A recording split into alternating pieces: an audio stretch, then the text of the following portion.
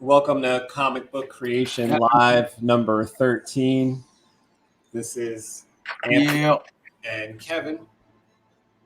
We're the creators of ALBATROSS Junction, which we're going to be drawing some pages and some artwork for tonight. Yeah, man.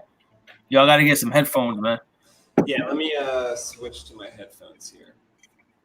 I might go upstairs and get some. Okay. Because these aren't working.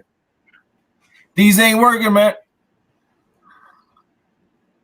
Hold on. I'll be right back. Okay, I got my headphones in.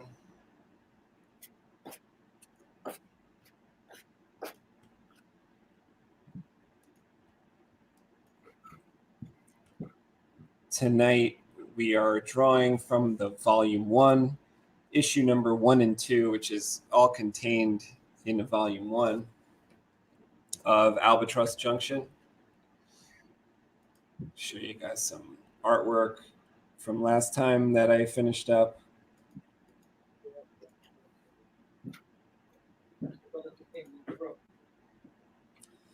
This is a deep diver from area of our world called Pikeberg. Oh no, this is an area called Motor Scotia, and this is a deep diver that dives through, underneath the ice. Underneath the ice. Whoa, I'm hearing myself. You hearing yourself? Yeah. Yo, you want to go with Motor Scotia, not Sub-City 9? I mean, can it be kind of both? I mean, yeah, it could. You know, like it's like the former Motor Scotia. Oh man, I'm thinking that's what it was called, you know, years ago. Yo, can you hear me? Yeah. All right, cool. I think it sounds pretty good. Coolio. Just hook up this damn. Yeah, I wanna dive right into it because I gotta. You what? I think one of us is breaking up because I couldn't hear you receive for a second. Oh, I'm here, man. Okay. Last week we were drawing this area called Sub-City 9 or Motor Scotia. And Kevin, do you have one of the videos was about you drawing the iceberg, or was it on a live show? Yeah, it's on my. Oh, you did. It's part of my channel called Yeah, I think it's a concepts video that I made. Right, and I think you went through and drew the whole iceberg area on one of the live shows, and you got kind of all the way through it, I think. Yep. They created it on the live show, the same live show where you were drawing this diver. Okay, yeah, because we were both focused on a Sub-City 9. That's kind of a hidden area where in our world, this group of people have sort of been separated from a lot of the rest of the world and are living in a cleaner way. They're living off the land, so to speak, but basically underneath the ice is their food source. And this is one of the divers that kind of makes that happen. Yeah, top man. I think it's a real cool part of the story, actually. Living on the base of icebergs. Yeah, it's almost like, you know, That's years crazy. ago they could maybe move the iceberg so they could kind of drive it around like real slowly, but over time, as the water froze completely solid, like all around the world, there was no more water to actually maneuver the glacier around.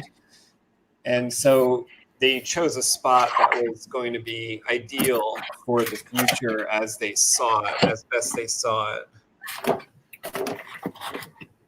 It's pretty And sick. so that's Pretty where sick. yeah, like when we pick up our story, that's basically where we find everybody. And Nika runs into them, right? He's gonna use their skills.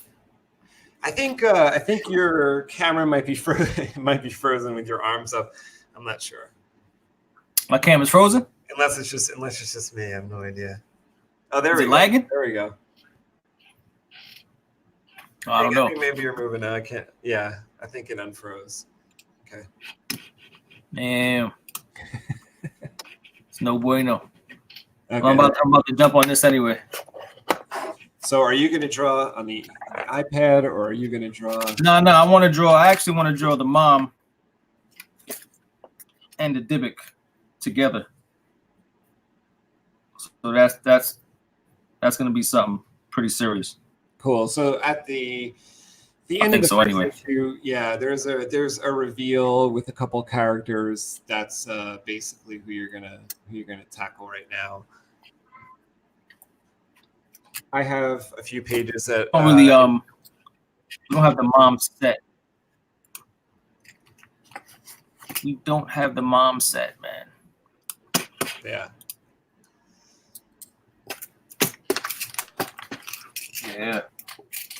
Let me get my pad. I have a couple pages that's like a double page spread. So I have 2 pages underneath this drawing that are actually taped together.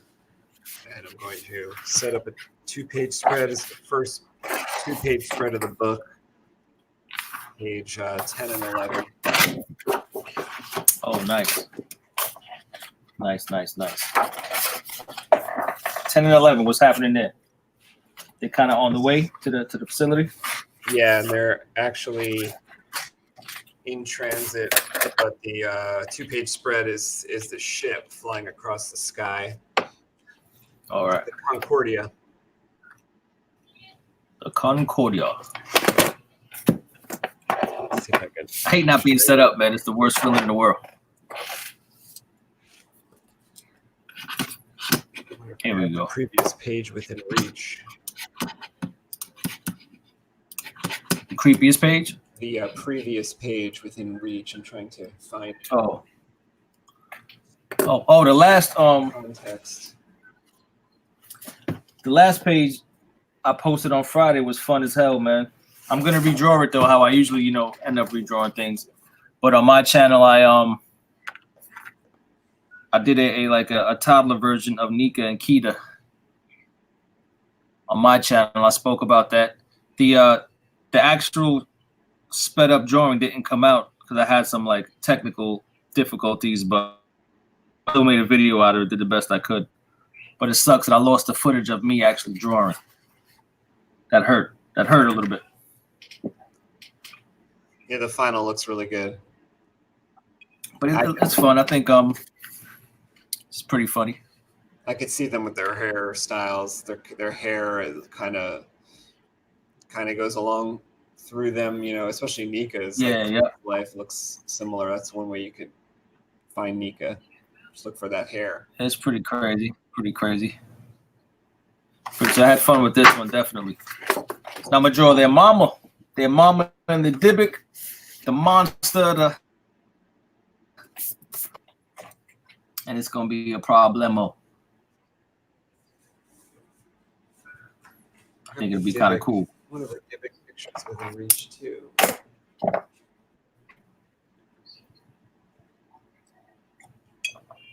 All right, let me try to get into this. I don't really know how I want to position them. Yeah, look at that guy, man. He looks crazy. I think, are you off camera? No, am I off camera? Oh, no, you're good. Yeah, he looks nuts. That page looks pretty good, man.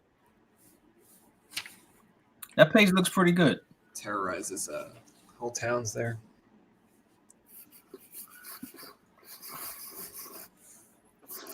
This is the page that I worked on previously. Yeah. That comes before the 2-page spread. So we have layout of the ship there and the hangar that they're on. Got the interior here. there's conversation that takes place. As you could tell, I changed up the positioning of Dobbs, the character on the left, and I changed the face on both of them, including Donovan, our main character, on the right. As Kevin knows, I wasn't happy with the way that they came out last time, so kind of redrew their. I feel like people just need to know, like, the bane of every artist's existence is just that twinge of doubt. Like that kind of like you just hate everything you do. You know what I'm saying? Well, every time I finish something, I'm like, I hate this damn thing. It sucks. And then I go back to it. I'm like, oh, it's not that bad. You know what I mean? Like, it's not that bad. It's just weird. It's a weird thing. Like as every day goes by, you get better and better, and you make observations, and then you feel like you can do something better. Maybe that's part of it. Yeah, man, it's crazy. Crazy.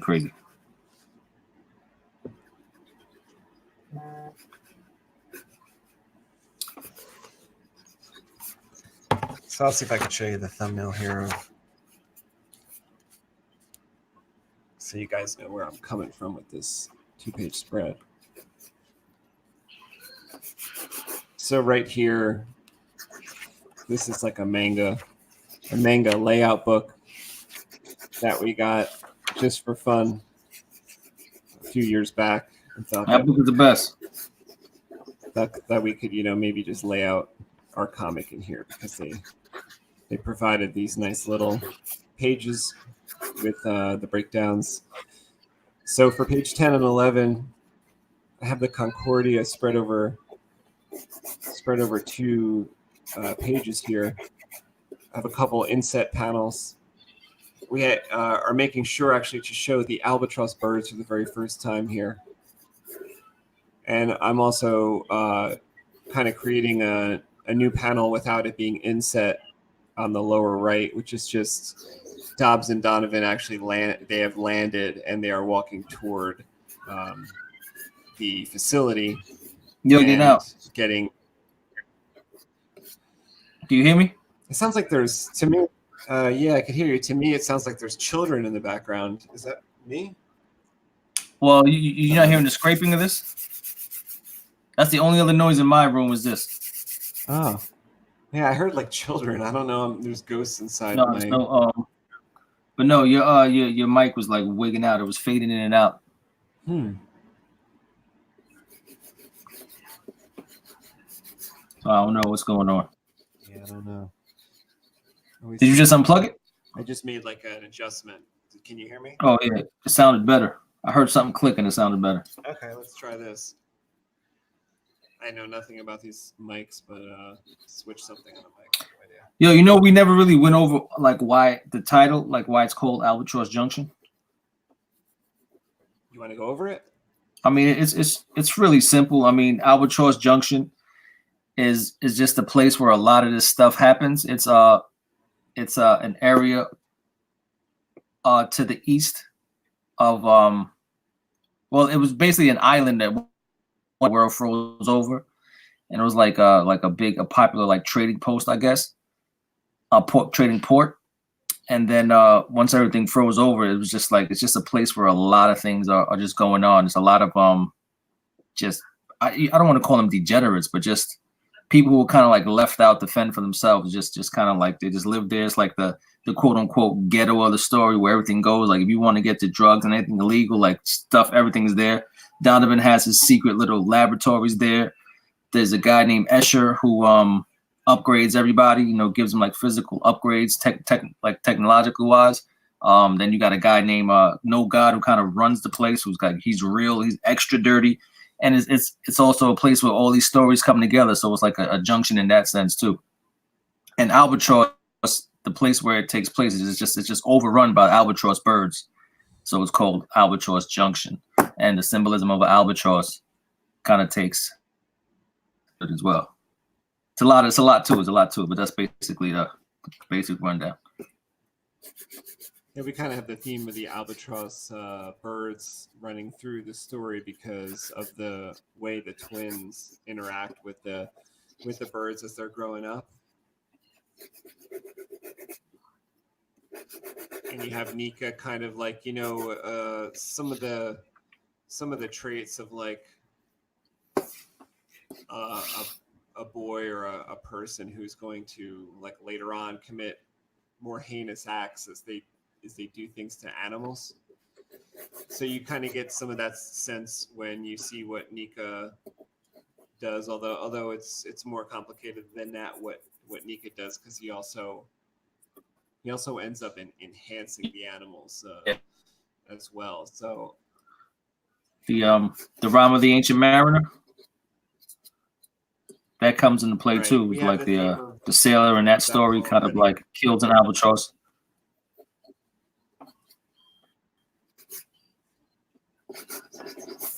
It's just a lot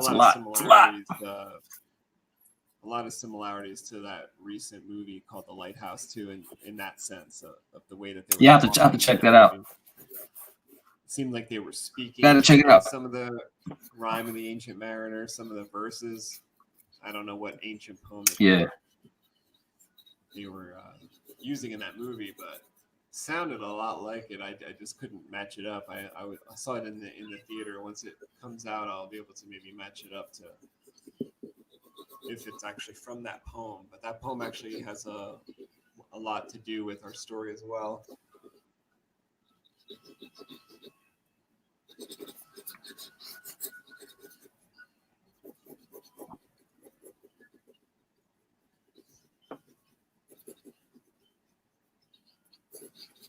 It was a cool creature we came up with here, man. Took forever though, but he looks pretty cool. I know the sketch looks crazy, but it'll make sense in a minute. I just saw your frozen arm for the past few minutes. Now it started moving again. For real? Yeah. Oh, that sucks, man. I think it's following you now. Hopefully it's not I don't know, maybe it's just on our end. You think it's recording that way? I'm not sure. I'm not sure what's going on. I'm not sure if it's like, do you have a lot of windows open? Is there something on my end? I got nothing open. Is it something I have no idea? I got nothing open, man. The only thing open is this damn thing. Yeah, that's it. That is it. Yeah, I'm good. It sounds good. Yeah, I'm good. Just the visual is frozen some of the time.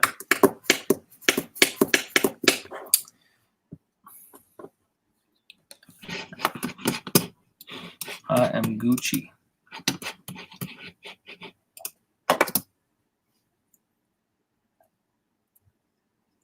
Is it snowing out there by you? Nah, man. I was hoping it would.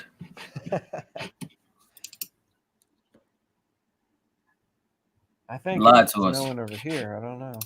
You lied to us, man. It ain't right. It's not right.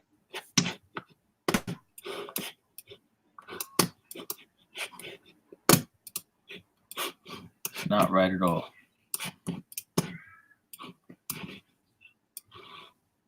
Trying to organize this window real quick.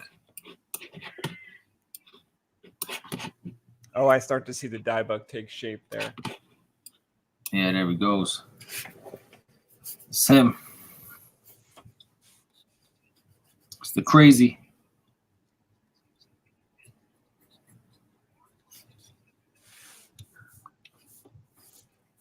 It's the crazy Bastich.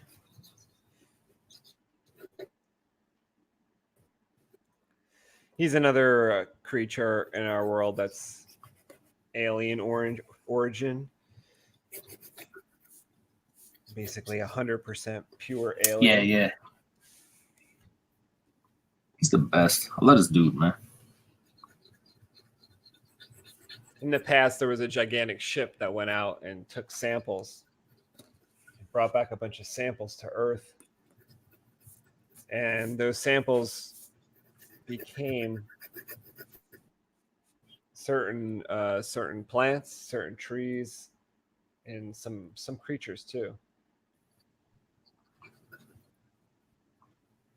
Yeah, that's Donovan's whole MO.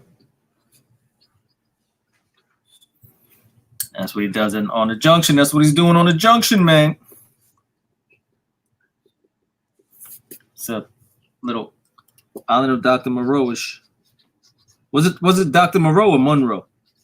Moreau, right? I haven't seen that in a while. I don't think there's an end in there. Yeah, I gotta check that out again. That movie freaked me out, man.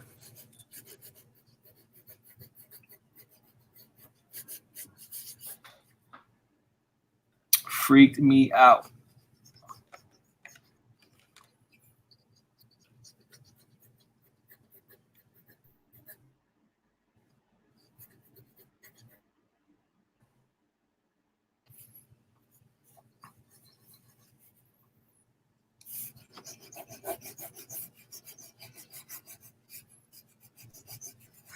Camera adjustment right here.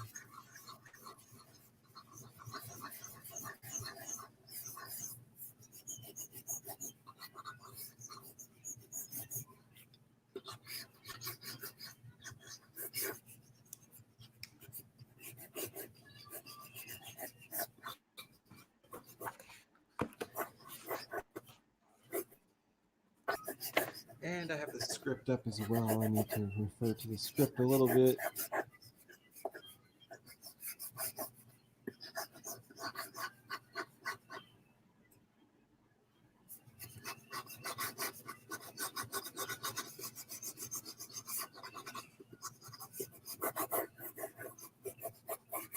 So when you refer to the script, you're always going to the document, or do you have a copy that you pulled off? I'm just going to our Google Drive. Oh, all right, all right.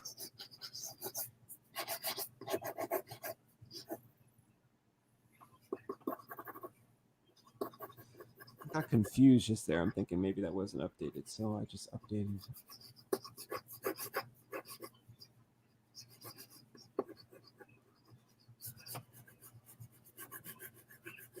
Okay, here we go.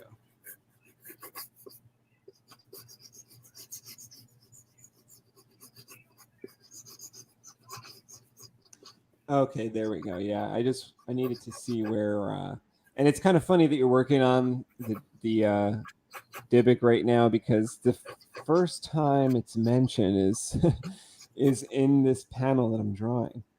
Oh, for real? Yeah. Nice. So that's perfect.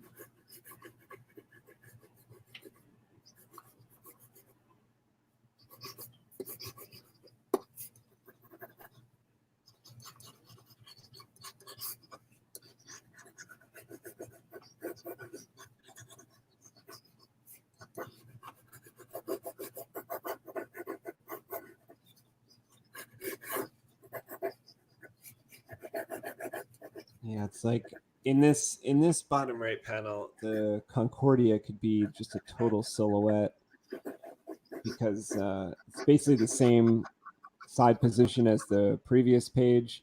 So this time it could just be a silhouette, because we're getting this huge image of it in the center. In the center of this 2-pager, so.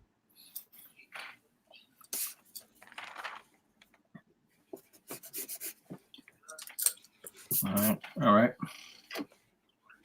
Just kind of figure that out loud. Yeah.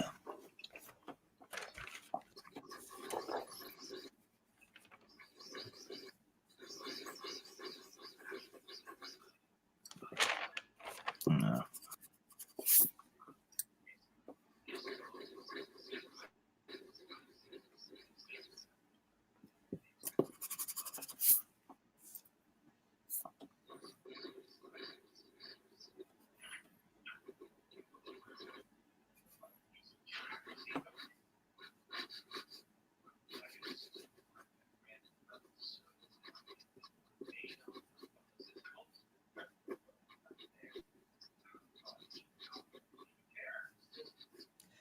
Although as I draw this now, I'm starting to change my mind. I'm like, oh, maybe I'll change the angle of it.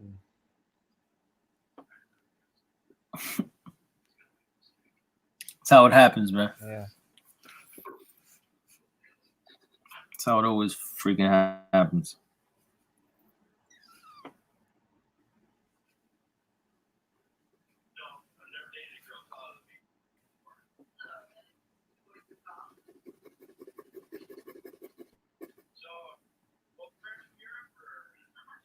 if you had to attribute the Concordia aircraft to a certain type of car, what would you say it is?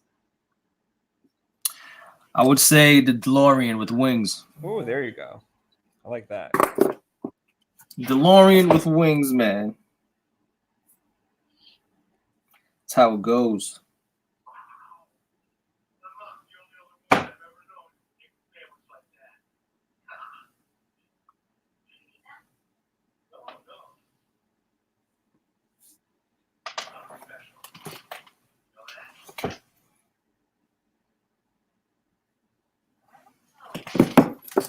Answering a quick text. Yeah, I always thought the air cycles that we have were more like, at least the ones that I think are cool, I think are BMWs, like BMW style bikes. Yeah, those are sick. Can't go wrong with that ever. Can't go wrong with that ever. Or, you know, some of them could be like Ducatis.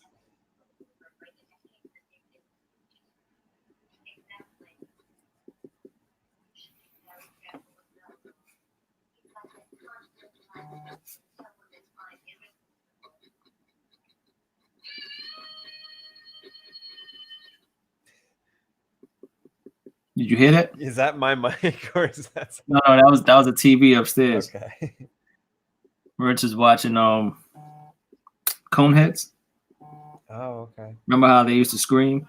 Oh my god, it's like totally 1990 up in your house.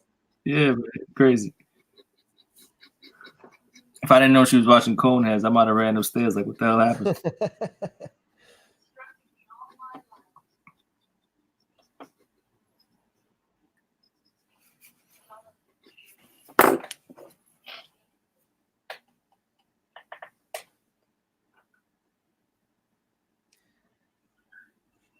See how it happens. I'm just not happy. Just not happy with that. You gotta block it in, man. You gotta block it in. I gotta just follow the. I gotta stop trying to get fancy. Just follow the little thumbnail here. Stop trying to get fancy.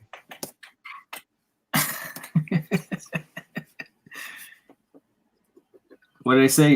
KISS? Yeah, keep it simple. Keep it simple, stupid. Yeah, I'm fully subscribed to that. I kind of think the Concordia looks a little bit like a bird. Yeah, definitely, definitely.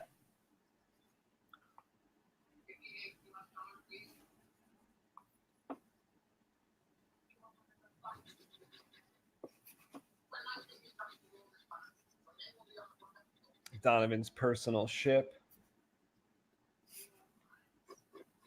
Nobody's got anything like it. They're all jealous.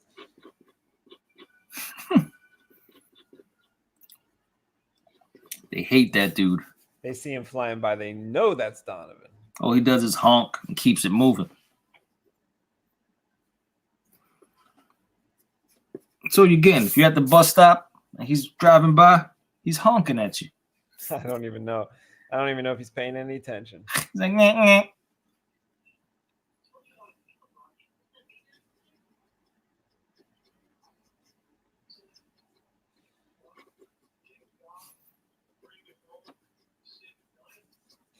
Keep it simple over here because that's the way it goes.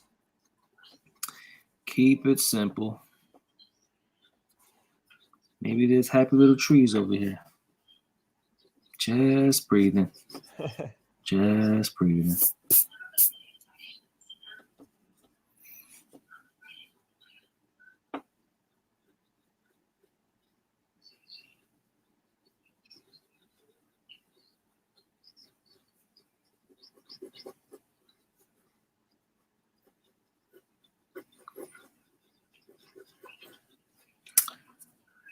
All right, all right. So you got a big monster going there. It's so blurry from the way I'm seeing it. Yeah, always. That's always a. Maybe it's my light too. No, it's like blurry from the internet this time. I can't tell how or why. Better.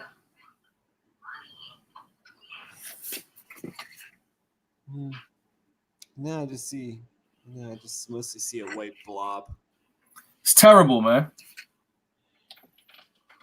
It's terrible. Talk us through it. What's going on the piece of paper? So Nobody can see it. that sucks. Should I Maybe when some black goes down, we'll see. Should I try to like get on this cam? I can sort of see now. Oh, that's the computer. That's me doing this. Yeah. So now I'm reloading it. Did that help at all? I think so. I think I can see better. It still seems internet blurry. How does it look to you on your screen? It looks clear? It looks consistently blurry with the rest of them. You know what I'm saying?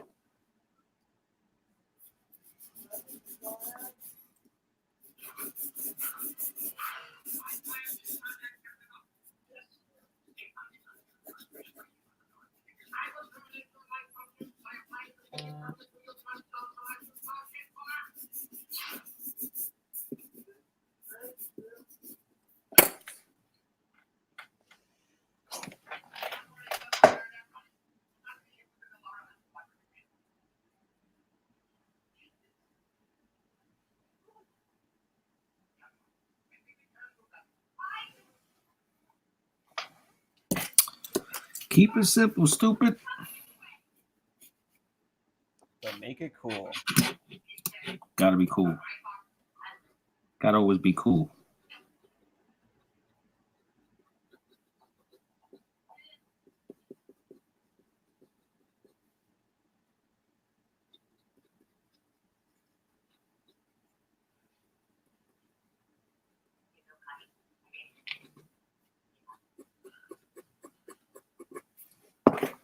It's gotta be cool, man.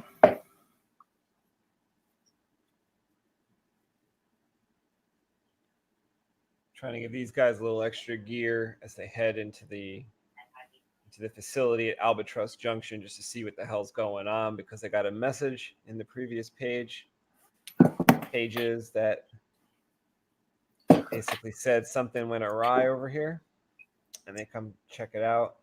So they're just getting some extra weapons because, as you know, they got some readings, some like out of whack readings on the way in. Yeah, they need to go investigate. So I have an extra bandolier, Donovan here. See, we even talked about details like that for years. So Donovan's gonna have an extra bandolier right here. It's been in the making.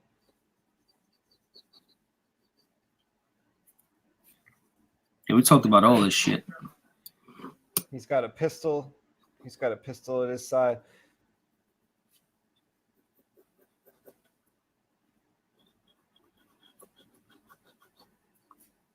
I'm gonna try to insinuate that he's snapping that pistol into place on a holster.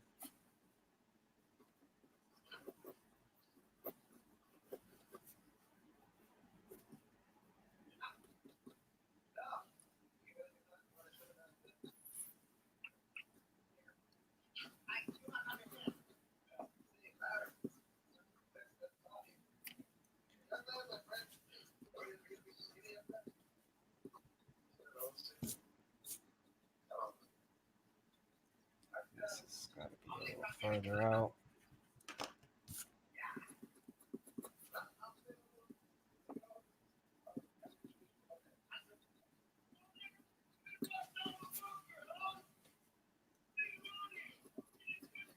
To maybe break out a lighter pencil for this part.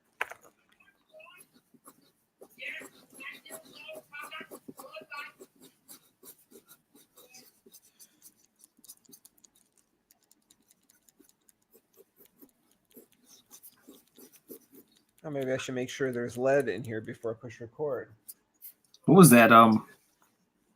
That noise sounded crazy.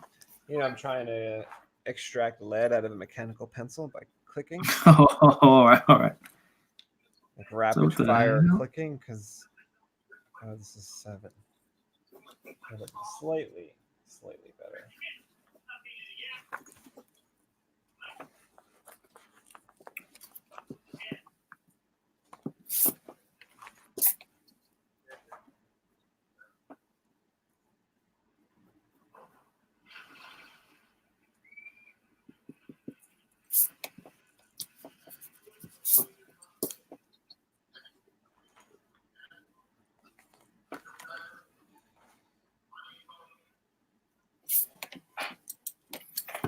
Really not seeing my page? Yeah, it's all a big blur. Actually, you know, I could see an arm now. I could see a creature. I think I could see a creature now. Yeah, I mean, we have the same camera, don't we? I know, like, this time it's not like the other times to me. It's like an internet thing. But, you know, like I said, I don't know if that's just me or if that's what's actually happening. That's silly though, man. You know what? Let me use a finer point. Maybe it'll pick up. Maybe it'll pick it up a little easier. I'm using a really hard lead right now. You know what I mean? So it's like it's light as is.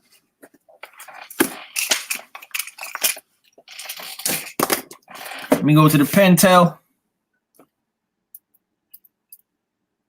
Make sure mine's got some lead. Bang, bang, bang. Golden. Yeah, it's already darker.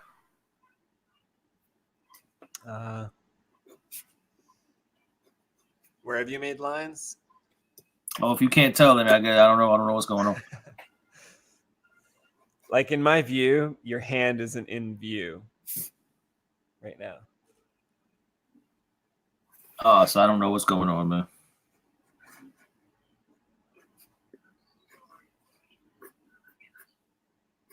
Audio's good. Too bad this is like a drawing thing but I'm thinking as it gets darker I'll be able to see it. I hope.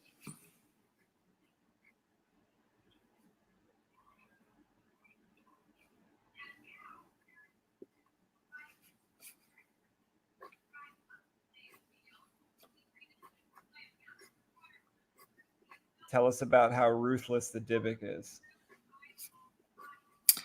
I mean, I see him as like a cat-like Hulk. You know what I'm saying? Yeah. But he's not just a beast. Like he's got a lot of intelligence to him, which doesn't come off like straight away. Gotta let the story develop before you're like, oh, this guy's like, he's not just an animal. You know what I mean? Which I think is always a cool thing. It's always a nice surprise when you think something's just an animal, and it starts, you know, communicating somehow.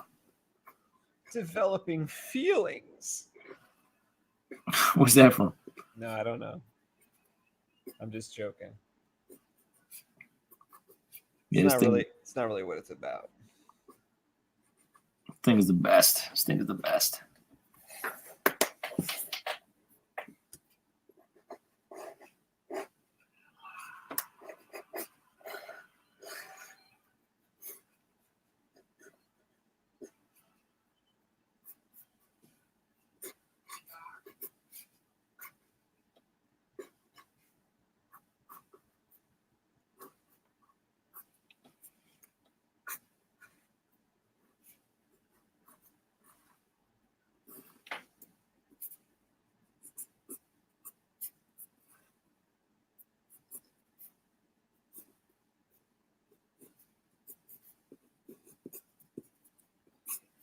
I always pictured that these guys had these coats on right here, even though they got the tech.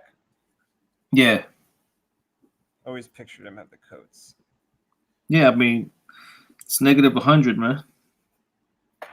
It's negative 100.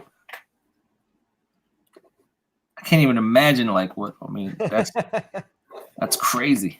That's crazy talk.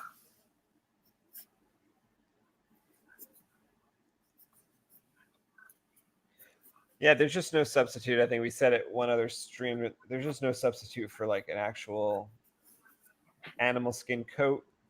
Yeah. It helps.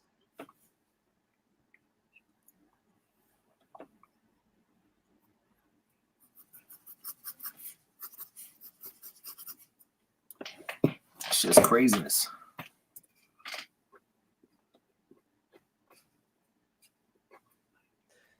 Yeah, we're just trying to show the entire process of like what it takes to make a comic book. Just every single step of the way. Now, obviously, we couldn't show the extremely tedious part of kind of like writing it. You wouldn't want to see that anyway, but at least the drawing part of it, we can show you.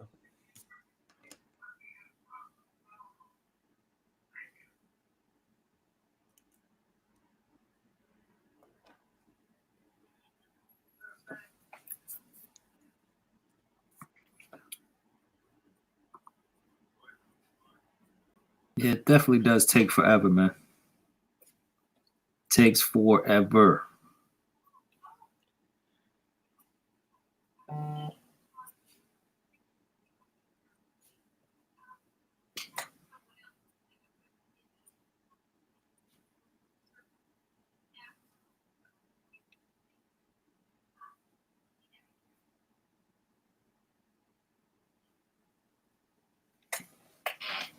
Forever.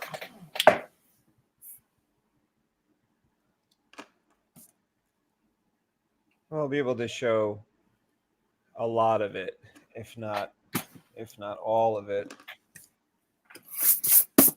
And that way, you know, if you really like the book and you want to go back and see how it was done and like kind of relive your favorite parts come to life. The way I see it playing out is like if you pick up the book and you really fully get a well-rounded understanding of what's going on, you can revisit these videos and kind of like know exactly what we're talking about. You know what I mean? Like everything we say is going to make sense at that point. You know what I'm saying? Like if I go back and look at, you know, some creation like videos of like Spawn by Todd McFarlane, and he talks about, you know, just behind the scenes, his ideas and things like that, I think that'll be the coolest thing ever. Not to say that this is going to take off like Spawn, but you know what I'm saying. I think he's just fresh in my mind because we just watched the video of his. Yeah. I still can't go with the fact that he made those toys.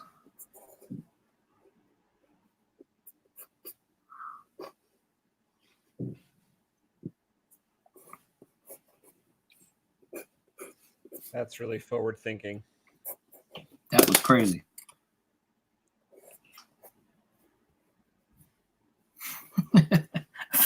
Felt dumb as hell too. I was like, yo, did you know he made those toys? You're like, what, McFarlane toys? I was like, oh man, get out of here, man. get out my face, man. I mean, you kind of surprised me that they were really, really famous for the sports versions. I didn't really. Yeah, I had no idea those were his, man. I had no clue those were his, but we used to like go crazy for those. And all this time, I had no clue it was the same guy that made Spawn. Same guy that made like redefined Spider-Man, for that matter. That's insane.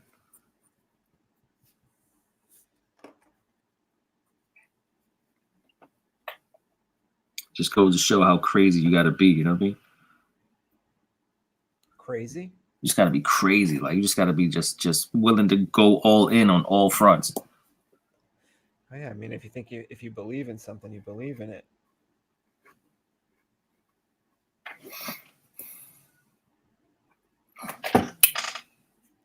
You know, yo, is this pose making sense to you? I think this is looking pretty crazy. Oh, there we go. I like it. I love that. I love the hand there. That's cool. Yeah, and you're like exposing the size difference, which is cool. Yeah. That's important. That's mage. Yeah, I just picked up my Boo Ghost. How hot is this? What's this? It's my Boo Ghost. What's a Boo Ghost? Come on, man. It's Mario. A nightlight? You mean Mario. Is that a new word for a nightlight? A Boo Ghost. It's my Boo Ghost nightlight for the ghosts, for the ghosty times. Nah, it's from Mario. Remember this from Mario Brothers? Oh, okay. That would hit you and kill you. Yeah, this is a Boo Ghost. This will murder you. This is my guy. I love this damn thing, man. Crazy. That was random, but it's just sitting there in my face. So I was like, oh man, look, check this out. It probably provides a nice soft light.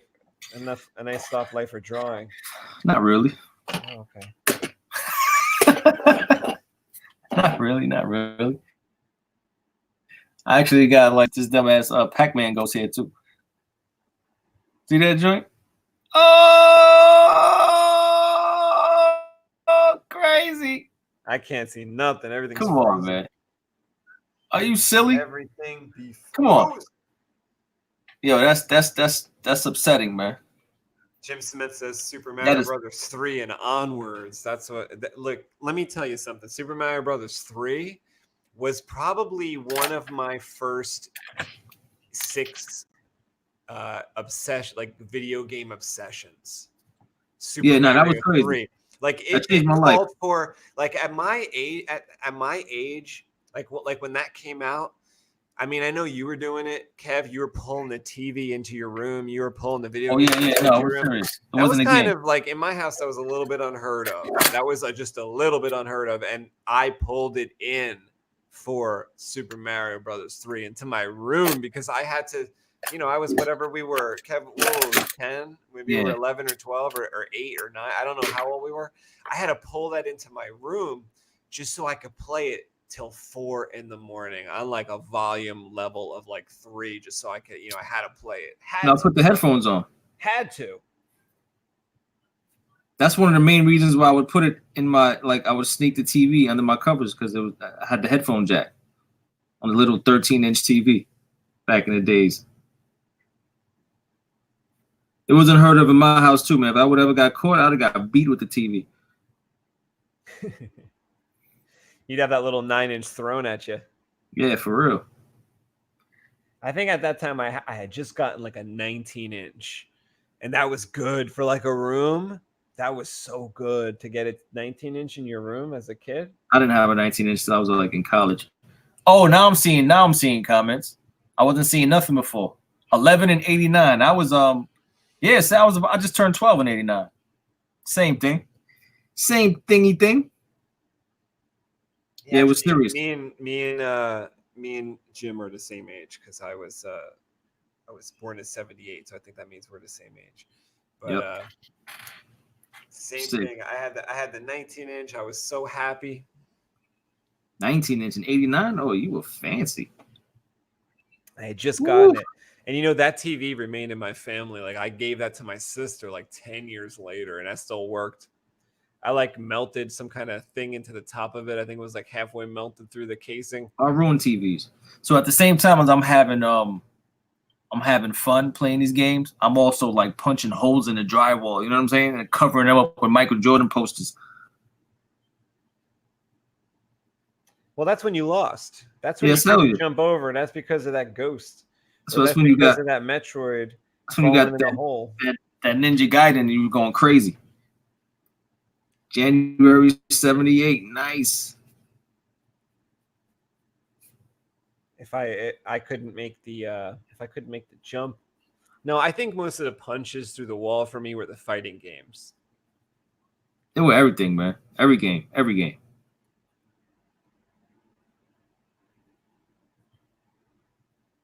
I would play Blades of Steel and lose to somebody and I would just be furious.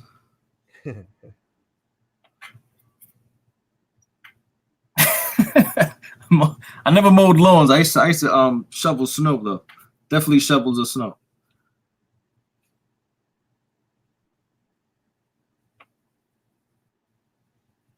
$19-inch, man. I got a 19-inch when I was like 18, man.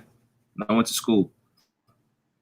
Remember when the flat screens came out? And I'm not talking about this, like the whole TV was like flat, but just the screen.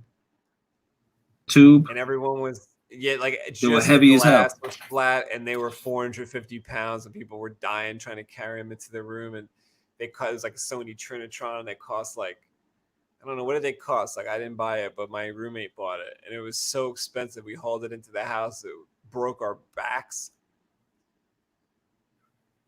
That's when the TV was a lot, and the TVs got a little cheaper. Yo, Mortal Kombat, I would still put money on Mortal Kombat to this day, 2019.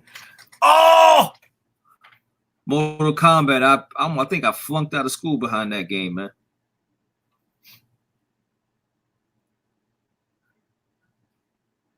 I spent at least 2,817 hours playing Mortal Kombat. I think I told you the story about Jesse on your channel. Yeah, he said he was a beast. Yeah, I Oh, would have Jim, mopped like, Jesse up though. Jim says they were $599. Yeah, I guess that like at the time it felt like that was a lot. Like I remember when my roommate bought it and I was like, Hell that's yeah, that a was a lot. lot of money, dude. I was like, that's a crazy amount for a TV.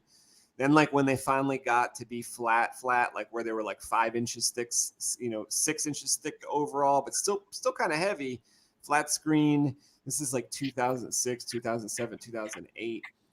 2008, I think it was. I went out and got one of those.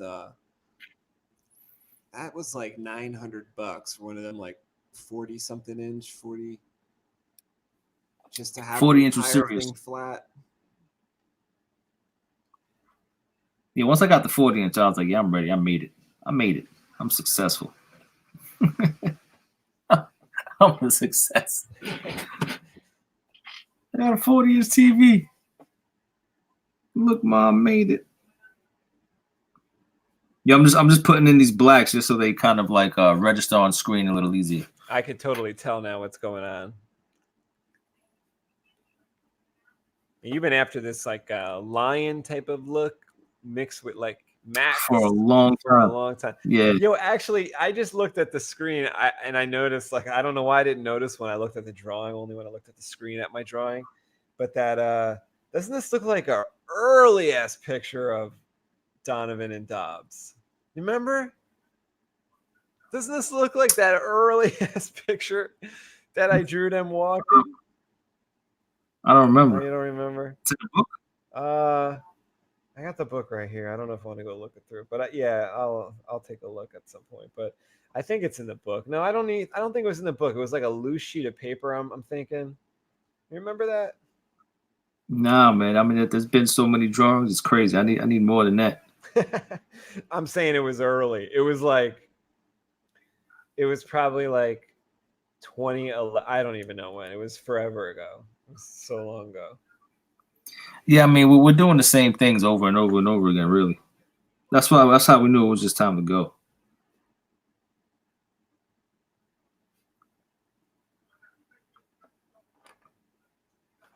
It's been time.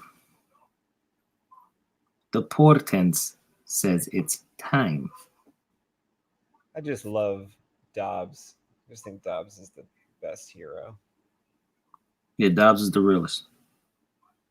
I mean, for one, his name is Dobbs. You know, I don't know if I should I say, no, I don't know if I should say that, because a book is supposed to be not based on any character, right? Like at the end of every movie, even if it's based on a true story, it says I forget. Characters may be, or like, whatever the hell. Like something about like, even if it's any similarities, any similarities. Yeah, like have no way in effect been intentional or whatever. Yeah. These characters aren't based on anyone real. No, but it's just certain names or certain things I might have taken from real people, and I don't know if I should say, like, you know, where I got the name. You got the name John Dobbs from someplace? Yeah. Oh man, I didn't know that. Like, he was an awesome dude in Don't say it. In my life somewhere. So. Oh, all right. I thought you were talking about, like, as long as it's not in the movie. No, not in the movie. Oh no, so that's amazing. Like in my life. If it's a personal, yeah, that's hot. Yeah, big him up. Who was it? Like a teacher. He was a janitor that everyone knew his name. So, Dobbs. Yeah, and I figure well, that's hot. You know, that's a cool. I wish I would have known that, man. We could have made him look like him. Well, I like the way he looks, like the way we made him look. He doesn't look anything like the real person. Like the real person was like, I think, like a skinnier dude, black hair. Our Dobbs doesn't look like that. Doesn't have those similarities. See, that's the thing. If you're listening to Comic Book Creation Live, you're getting like the inside scoop of the story. You're just going deep, you know. So even though it contains spoilers for Albatross Junction Volume 1. Yeah, but by the time this thing drops, spoiler. I mean, come on. I don't think anyone's gonna. Well, that was the point I was gonna make. It's like, you know, you could try to follow along, and I know there's spoilers, and I know it's it's going to be a lot of information. It could ruin certain things, but like Kevin always tells me, it's like you can't unless you're me or Kevin, probably not going to be able to, assemble all these dumb facts in line in order to kind of spoil the story. So when Yeah, you get no, the I don't book, think so. if you see the book and you see the panel by panel by panel, it'll unfold like a comic book. I don't think you have to worry about, kind of getting too much information in one of these videos. No, not at all. Not at all. I mean, all those videos we used to watch before Sunday's episodes of Game of Thrones will have a ton of spoilers in them, and it'll still be a surprise when I saw it. And I literally would have spoilers like on Friday. Oh, I see what you mean. Yeah, It's almost like it is just like that. It's like getting the spoilers from a movie, or you get the script from the movie a month ahead of time, and then you kind of read through the script and you get this idea in your mind of what it's going to be like. And when you get to the movie, there's like a whole bunch of scenes that just like weren't in the script, and then it all plays out like differently because it's a film than you imagined. It's kind of going to be the same thing with a comic book that a little bit of the story to. There's going to be scenes and parts of it that are going to be there that we didn't talk about. Oh, there goes a legal copy. Any likeness or similarity or any person or event depicted herein is purely coincidental. Boom! Yeah. Thanks, Jim. except for Dobbs, who was the janitor at my school. Yeah, That's Kevin, funny. I don't know if I told you this, but Jim Saber was at my house and I did something to it and I sent it back to Jim. You know what happened to the Saber? What happened? The post office not only opened the package, What? but they figured out, I don't know how they know how to open it. Like, the type of saber that like Luke used or like Rey uses? Yeah. Like, it's a certain way you open it. It's like you open a clamp, you turn the thing, it slides off. They somehow managed to not only open the package, open a box within a box, because I had his lightsaber like in a box and then in another box. Like, it's like one of those Russian They eggs. opened the battery? They opened that. They opened the next box. They went into the saber. They opened the saber. That's annoying, bro. They pulled off the bottom. They pulled the speaker and stuff like. For what reason, though? For what reason? We don't know. We were talking about it. We're like, what's going on with this? I just can't believe that they know how to open the saber. You know what I mean? Like that's what surprised me. Like, I know sometimes they're going to open the box. They're going to open the box. Looking for And contraband. they actually opened up, like, Customs going to England one time, opened up a lightsaber and actually broke it on me because it was the type of lightsaber that didn't open. It wasn't supposed to open. And they unscrewed the hilt. Like, That's terrible. Like you weren't supposed to, and just totally crunched everything that was inside of it. And by the time my customer got it, which was like, I think a month later, it was just destroyed. It had a note in it that was like, Customs went through this piece. God only knows what they think is going on there. That's crazy, man. But we were both like, how did that happen? Because when he said something happened to the speaker, I'm thinking of like, how did that happen? Yeah, that's not right. Oh, they went in and opened the lightsaber. How did they know how to do that? Like, did they not go right at all? Did they go to like a Yoda video on FX Saber stuff? How did they find out how to open a Graflex lightsaber? They just everyone knows. Everyone knows how to do it. I don't get it. Yeah, that ain't right. It's not right. That's dead wrong. Like, he got the one Mary Sue at the post office that was an expert at everything. You got Mara Jade at the post office. It's messed up. My saber.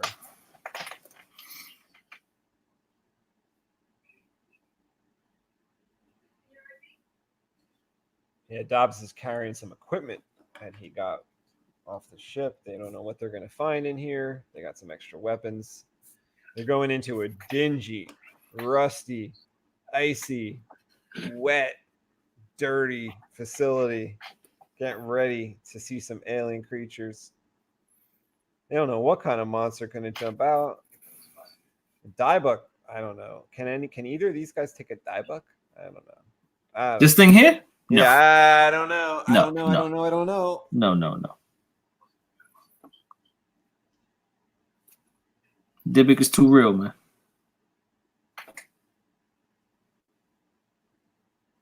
Dybbuk It's too real. Jim says, yeah, it didn't even have an inspection slip. Usually when they inspect something, they put a slip in there. Totally unheard of. Yeah, that ain't right. I was gonna ask you that, but that's not right. He raged at the post office. That's on the first. That is not right. Everybody at my post office, like I actually drive. I'll drive an extra.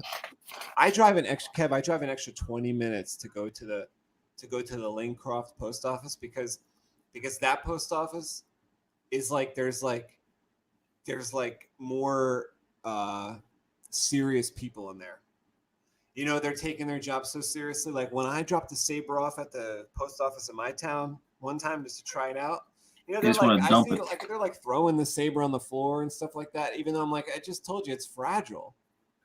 You know, so my town isn't the best town. You know what I mean? You know what I'm saying? So I drive to the rich town like 20 minutes away. I got to go to the rich towns post office just to get those rich people that live in that town that just want to work as a hobby at the post office to have a serious life, to just be serious about themselves and their job.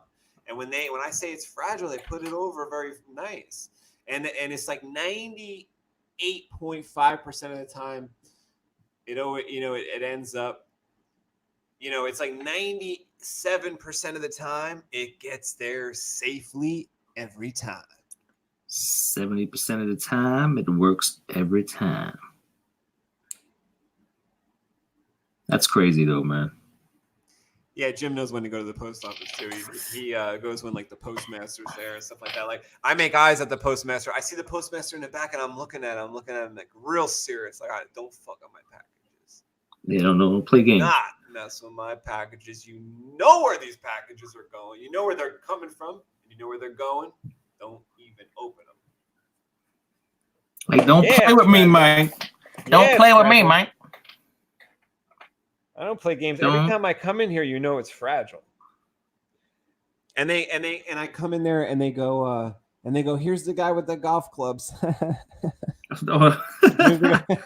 That's funny. They go here, and like all three people, like he's got the golf clubs. I don't know what type of racket you're running. I'm like, no, they're not golf. They're not. I'm like, okay, they're golf clubs. Give me the insurance on them.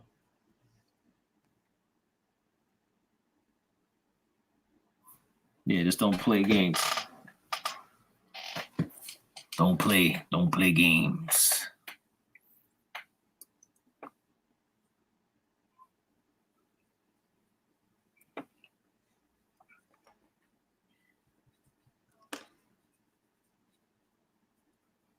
So that's the worst. Yeah. Like when you ink, are you going to choose like a page in the middle, or are you going to start on the front, like on the first page? What do you think you're going to do? I think I was going to start on the first page, really. Nice. You're going to go at it like the Terminator, just like a machine. Yeah, I'm just going to go. I've been practicing like a madman.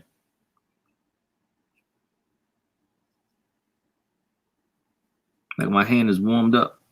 Like my hand is my hand is gonna do what my hand's gonna do at this point. You know what I'm saying? Yeah, but no doubt. But I mean, page 50 is probably gonna be tighter than page 1. You know what I'm saying? So I don't know.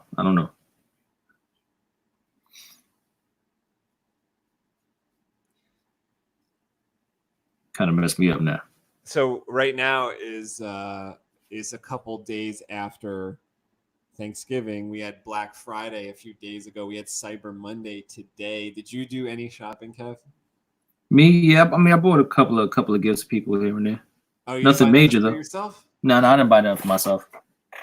You were looking for a sweatshirt, but you couldn't find that sweatshirt, right? Yeah, I couldn't find that sweat. I've been looking for that shirt forever though. Yo, have pride in your job or don't work. This is the way. This is the way. There you go. Oh, the only thing that ended up happening to the hilt was a speaker replacement. Yeah, well, I don't know what they did. You know, they just ruined the speaker, but I guess that's better than ruining something else. Yeah, but I mean that shouldn't happen, man. Like, come on. Jesus. You know, and just to like not even feel bad about it, like putting a note in there, be like, oh, sorry, you know, I know it's around the holidays. We inspected this and we are clumsy with our fat fingers, and we pushed in the speaker and we bubbled it up on you, and we can't offer anything, but we just wanted to offer this little note inside the package as an apology, just so you don't go online and complain later. And they couldn't even do that, right? And they don't care. They don't care about you. They don't care about you. Well, that's why, you know, I forgot actually when I shipped. I guess I shipped that out before, but before a couple days before Thanksgiving. But you know, I've been doing that type of thing for like maybe 10, 11 years now, like shipping stuff out and electronic shipping out like electronic delicate stuff. And the one thing that I kind of realized, it's like around, first of all, any Friday is not like, if you want like literally I know this is called Comic Book Creation Live number 13, but I'll give you shipping tips for USPS right now. So, you know, I'll give you shipping tips for United States Postal Service, which could come in handy for artists that maybe still ship their work to someplace to get colored or something like that. But don't ship it on Fridays. Don't ship it on Fridays, and for damn sure don't ship it like right around any holidays. If you know what I mean, like if you're really looking for like just this thing to get there and like the time isn't that sensitive, just avoid those times, because it's like things go down the tubes on a Friday and things go down the tubes around a holiday. Like if you go in on Wednesday before Thanksgiving, you're expecting to ship something out. Like I think it's bad. Yeah, like I had to ship something out. I don't know if it was Jim Saber or not, maybe the previous Saturday, but I had you know, a little kind of, I was queasy about it. I was like, should I ship it? But it's like, you don't know if you're being superstitious or if you're thinking mumbo jumbo, like you're thinking like a Momo. But like, it's like sometimes when I hear a story like that, it proves me like right, like those queasy feelings, like those uneasy feelings in your stomach. Yeah, you gotta listen you just know. Yeah, you just know. Yeah, because this it's isn't like, right. First of all, it's like, you know, I don't know what it is. I'm not going to speculate on what it is, but just Fridays and holidays, don't do it. Save yourself the agita. Weekends, that type of, you know, you want to go to the post office like on a Monday or on a Tuesday, or just get them right smack in the middle of a Wednesday when like everything's so normal that like nothing can go wrong, you know? Yeah, hell yeah.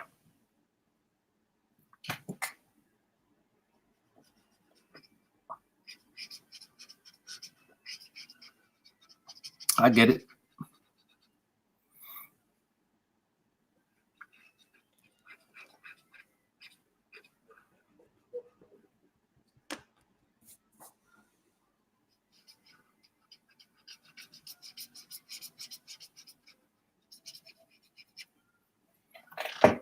So even though this area of Albatross is so deserted and stuff like that, there is so much going on this, like what we used to call an island, but then you pointed out to me today, you're like, yo, it's not an island because everything's frozen. So, okay, the area that they're at, Albatross Junction, which is like, I thought was an island, but it's not an island, Kevin says. So there's a lot going on there. There's like people like No God, who is just a freak, and he's running shit on a part of the area there where he's a freak, like one of those like African warlords who just like, you know, I don't know, enlists all those children and to fight for them and raids villages and stuff like that. He's not a nice guy. The worst type of person. Did you draw him on one of the earlier episodes? I mean, he has a face. I know we talked about him. Yeah. Maybe we were going through some of the art, or maybe it was one in your videos with the concepts and stuff. But we got the whole area going on there where people will meet them soon enough. But it's No God has an assistant named Escher, and that dude we have a few drawings of. I think we've shown either. Yeah, we always go back and forth because I don't like the idea of him being an assistant to anyone. You know what I'm saying? I think Escher's powerful. Well, the way I've always looked at it is that Escher, like that's the main position of Escher was working for Donovan. Like basically right before this scene that I just drew right here, they're walking towards the facility and they find no person in the facility. Escher is supposed to be there. So right around this time or right before this starts, Escher has gone basically, it's not his first choice, but he is working with working with No God because he's not at the facility anymore. Basically because he wasn't going to wait there to be killed. Yeah. All the other scientists got killed. So he was. Yeah, but I don't because he got remember he has church. He has his own thing, and that he's always been like the guy doing all the upgrades on people. Yeah, but you know look at the creature that you're drawing right now. Yeah. Like, can Escher? I just asked you, can one of these guys contend with them? And you said no. Not this guy. So Escher can't contend with them either. No. And that's why Escher left. This thing got loose. Yeah, but remember he has his own spot. I don't know what's stopping the die bug, dude. I mean, nothing stopping it. I mean, nothing's stopping this thing. Nothing's stopping this thing. I think it could get through like a solid steel door if you give it enough time because it's like blood and its spit is like acid. He's like one of them aliens. He's like one of them aliens that like Ripley fights. Yeah, he's a problem. He's a gigantic problem.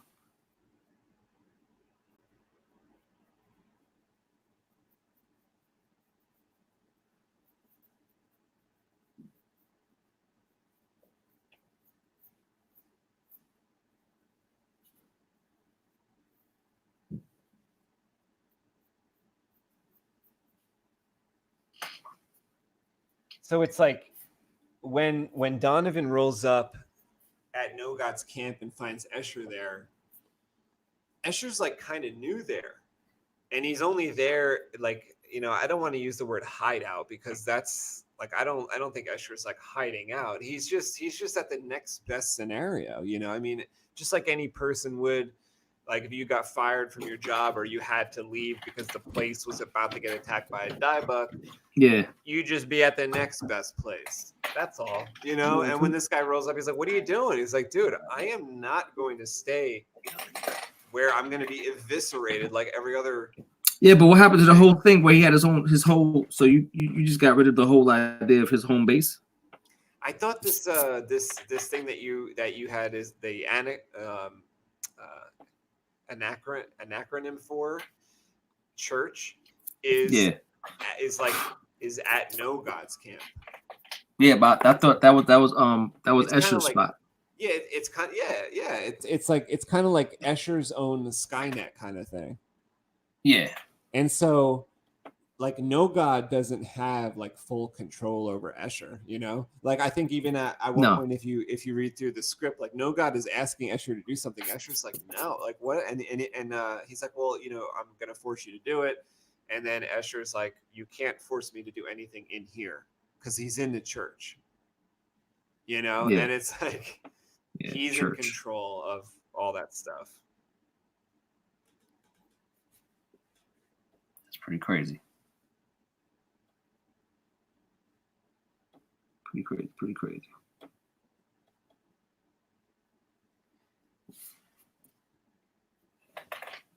See, I always seen Escher as a heavy hitter on the Junction because he's doing all the up, like people go see him like he's like a kind of like not a doctor, but he's like giving you all the upgrades you need to perform better in this place. Yeah. Whatever you want. Like if you want fake eyes, it's Escher that's giving you those eyes. If you want some resilient skin, like he's giving you all that stuff. Like that's why he's powerful because like that stuff isn't free. No. So once you get something like that, like you owe Escher now. So I would actually love it to work in it.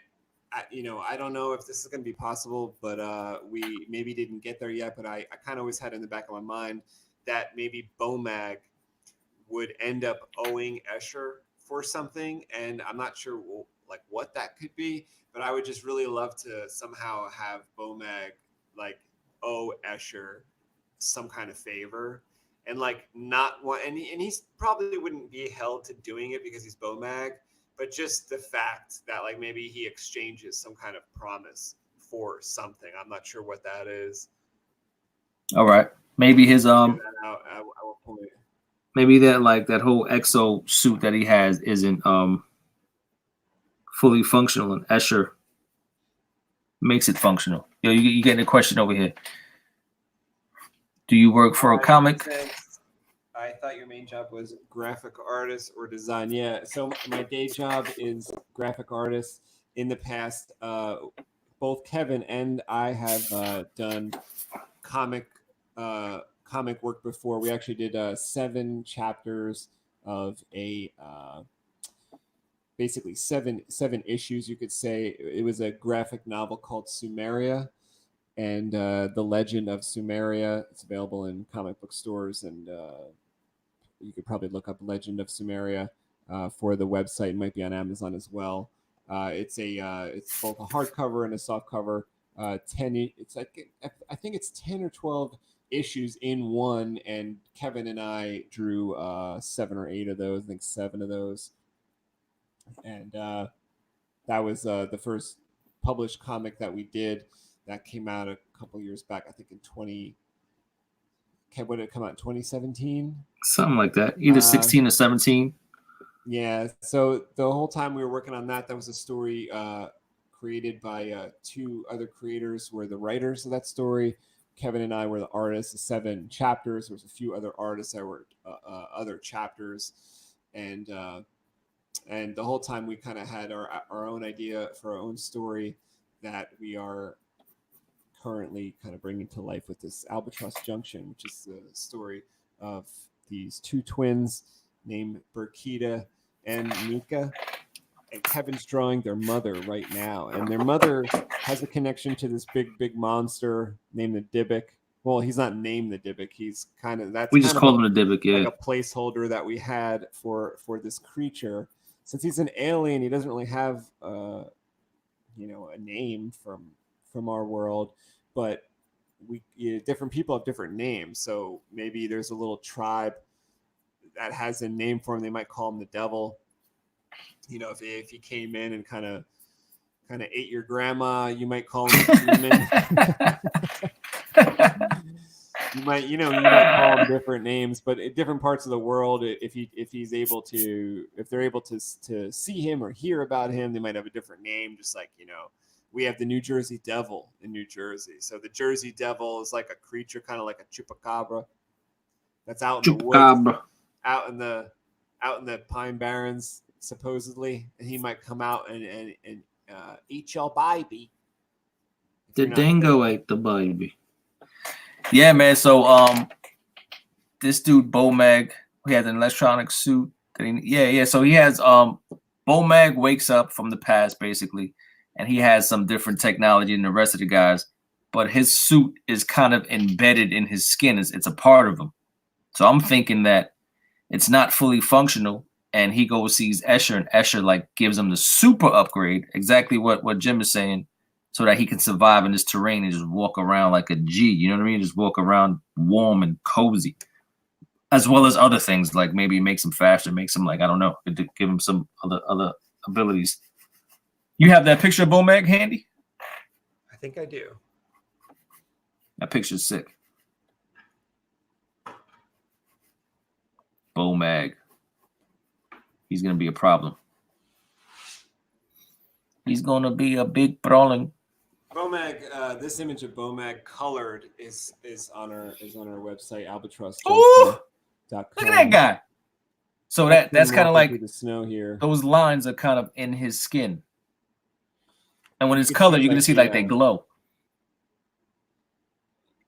Yeah, it's kind of an archaic exo or an endoskeleton type of suit that's from about 300 or 400 years before our story starts. That's the tech level that Bomag has within his body, and after he was kind of frozen underground for a long time, maybe for a couple hundred years, he's been through a lot, and he needs that upgrade to actually keep going. He's been through a lot. He's been through a lot. He has, though. He has. That's funny. And I think you were recently telling me about his backstory, which is just pretty crazy. Pretty tragic as well. But originally we had this type of suit that was going to be on the outside, akin to one of those suits from Elysium. That was really cool looking, like black ninja tech suits that they had going on in Elysium. But then we evolved that idea into saying that a couple hundred years before our story begins, the technology would have been good enough to actually implant these into their top soldiers. Bomag was a top soldier. He was a commander. He was assigned to the large spacefaring vessel, the Circadian, and he was basically on a mission that was never going to or that had the possibility to never ever come back to Earth, but they ended up crash landing back on Earth a few hundred years before our story starts. Bomag is one of the survivors to that crash landing. Bomag. He's a direct antagonist to our heroes, but just like in some stories, the antagonist isn't always like the worst guy around. So Bomag is nothing compared to No God on a moral level. Not on a moral level. An awful. He's terrible. I mean, his name is No God. That name is crazy.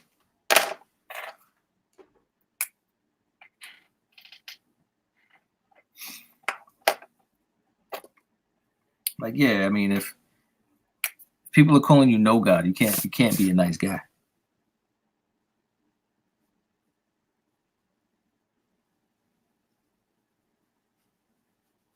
It's just my opinion. Yeah, I mean, he's like an uber atheist, but the opposite. He's like I don't know. He's a I think he just complicated character that he has no code. Like he has no code. I mean, his code maybe just answers to No God, just to himself. Yeah, he's a problem. He's a problemo.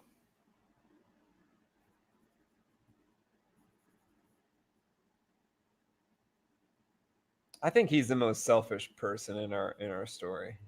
Yeah, I can't think of anyone worse. I really can't.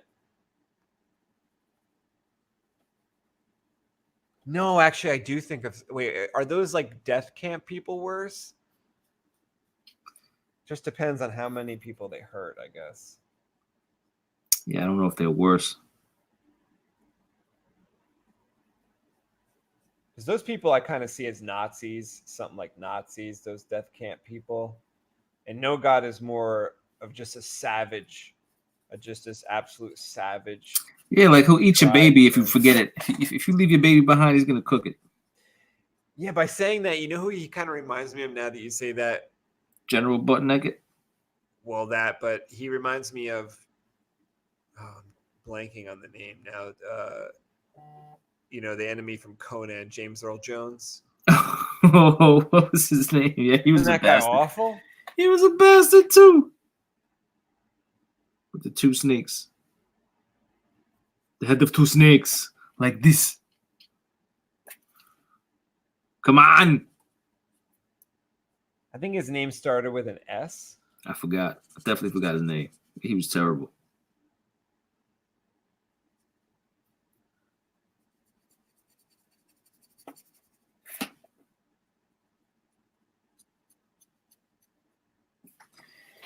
He was Teddy Blay.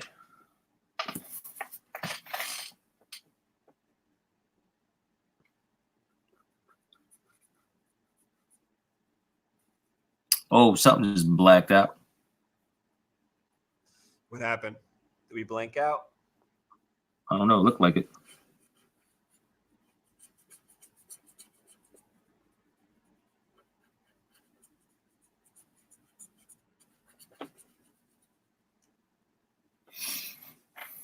Yeah, I guess I'm just reading what Jim was saying about the software upgrade for the suit. It's like, I guess the army would have taken care of that if the army was still active. It's just so many years beyond this force that he was working on, which we were talking about, Kev, a few episodes back, is a world, like a world force that was gathered by the remaining countries, by the remaining unity of whatever countries wanted to make a go out of this one last ditch effort to send out the Circadian super spaceship out to other distant galaxies and hope that it could have the answer to what was ailing Earth. And so many people were loaded up on the Circadian, as many people as could fit, and what was left on Earth, the way I see it, was the, like, all the best people boarded the Circadian. It's almost like a, if you remember the Titanic, remember how in the movie The Titanic, the rich people were getting on, the people with the ticket were getting on. Yeah. Hell yeah.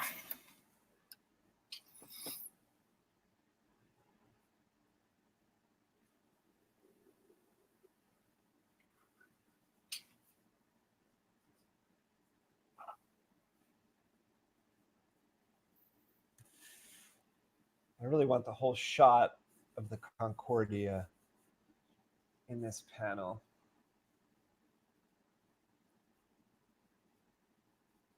Do it.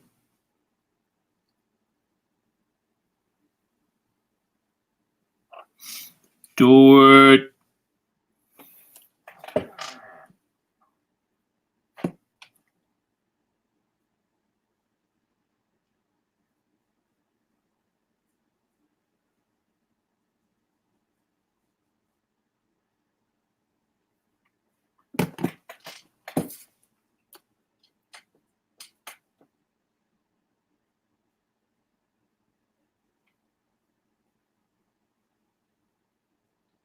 Yeah, when I was growing up, I thought the Concorde was the coolest plane. It was. As far as a passenger plane went.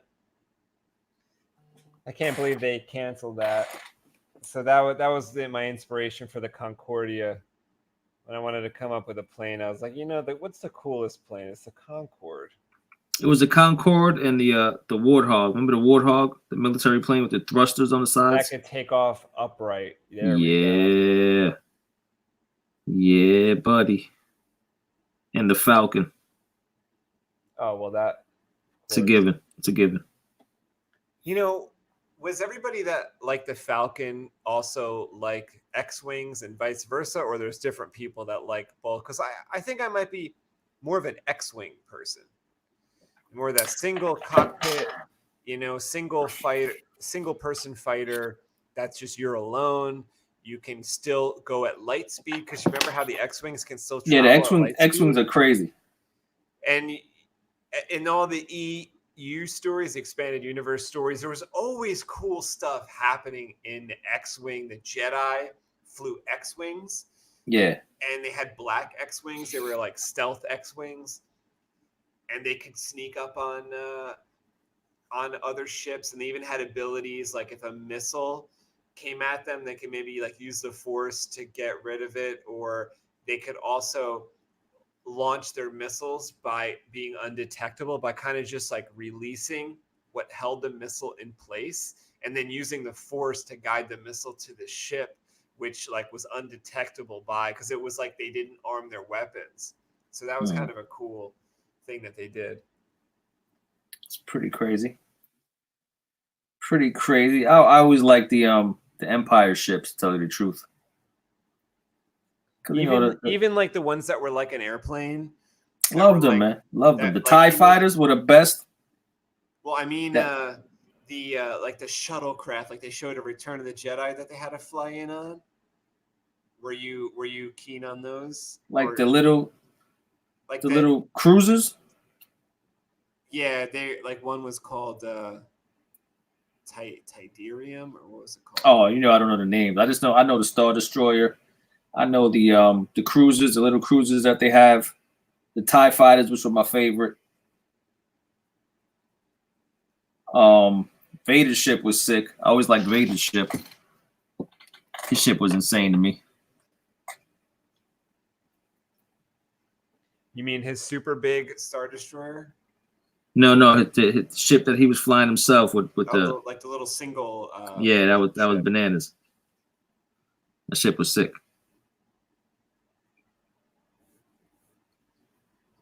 Cause like I remember being a kid and watching, I didn't expect him to go into battle himself. You know what I'm saying?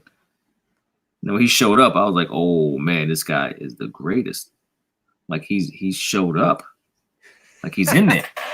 That's like that was my TIE Fighters are the best. TIE Fighters are the best. Star Wars was the first like movie that I remember seeing where the hero could kind of do it all. Yeah. I really love that. They had, you had to physically hand-to-hand fight people with a sword or something like that, with a lightsaber. You had to use your mind, like Leia did to be like a diplomat, or like Obi-Wan did to trick people. And you also had to be a pilot, like Luke or Han, and you had to be capable of that. I think that's the coolest premise, like a do-all. You got to do it all. In every story I can remember from before that, it was just like if you were a pilot, you were a pilot. Hey, Corellian shuttles. That what we're talking about here? Maybe, yeah. Like, and one of the code names for it, right, was Tidarium something. Right? Like they called it. I have no idea. That's all you right there. Yeah, he is the ultimate boss. He works alongside, like and Anakin showed that in the prequels too, that he was like willing to do more than anybody else. He was willing to get right in there and even do more. Don't underestimate his powers.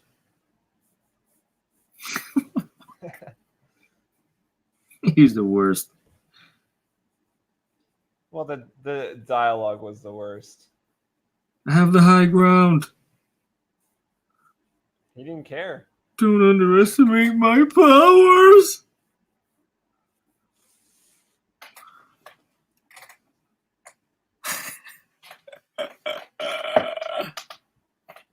Annie. Oh, that was bad. Why'd I call him Annie? To hear that happen was bad. Annie. I guess they had to they tried to endear him to say, like, look, this girl likes him. He's not all bad. Annie.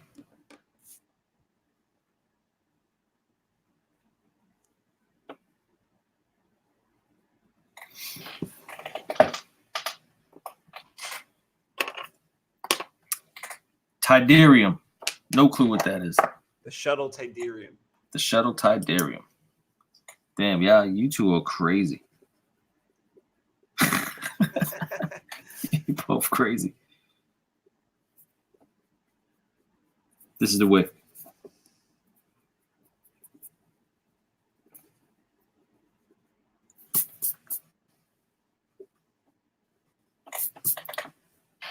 Hulk Vader.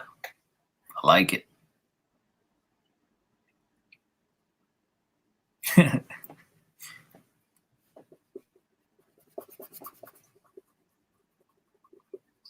Hulk Vader would actually be kind of cool to draw that, like a Hulk times Darth Vader's character. I think that's what he thinks you're drawing right now. You think? You know who Hulk Vader is? Bane. Yes. That's and Hulk Vader. And you know what the best film representation of what Bane could look like was in Boagrius? Was in Game of Thrones season 8. It was the mountain, like with I thought you were gonna say Boagrius. Boagrius was even a little too skinny.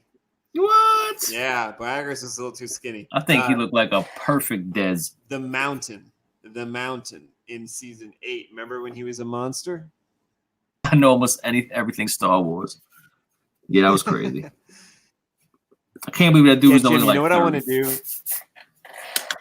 I have this idea to do a Saber Talk that is like really like a game show where we're gonna do Star Wars trivia. You should.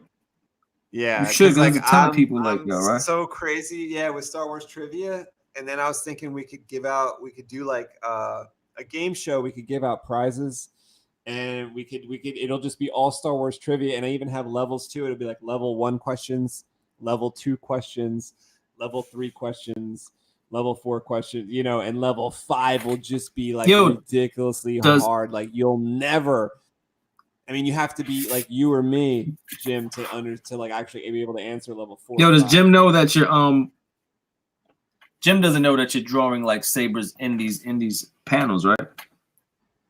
I don't know if he was here the last time we did one of these videos, but we were explaining how there's actually going to be lightsabers.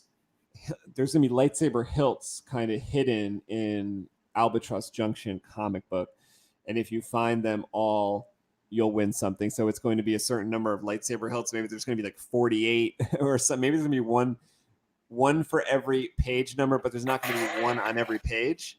There might be 3 on a certain page, none on another. But if you are able to, if you get Albatross Junction Volume 1 and you're able to spot all the lightsabers, you could point them all out to me. You're gonna win something. So that was just one funny thing that we were doing. Yeah, it'd be fun. Just because we both love Star Wars. It'd be fun as hell. Both Kevin and I love Star Wars, so. But yeah, I think the next time we do a Saber Talk, we're gonna have like we're gonna debut our little trivia show. But then there's gonna be a half-hour show one time that I'll do on my own, which will be with all you guys, and it'll be a trivia show where I invite you guys on. We'll have like a panel of like 3 or 4 people, and we'll do the trivia show, and we'll see what kind of that'd be kind of funny actually. Maybe we'll do something where there'll be like semifinals, like you'll advance to the next level, and then the next week, you know, we'll get those people back. So we'll have to try to give it a try on the next Saber Talk with Harris and Gabe, which I think is gonna be Wednesday. So Jim Smith says, where do I get the book? It is probably going to be it's going to be on Indiegogo. It's probably going to start in February. I think we're going to launch the Indiegogo campaign. It's kind of a loose schedule, and the Indiegogo campaign will run through October. And as far as comic book shops, I don't think that's going to happen because with the Indiegogo campaign it has to be exclusively available on Indiegogo, or else they will cancel you. So once we do get the printing done through Indiegogo, we may provide those copies to like local comic book shops. But we're in New Jersey. Not everyone's in New Jersey, so I don't think that's going to be. But it's going to be probably just Indiegogo as far as the way to get it.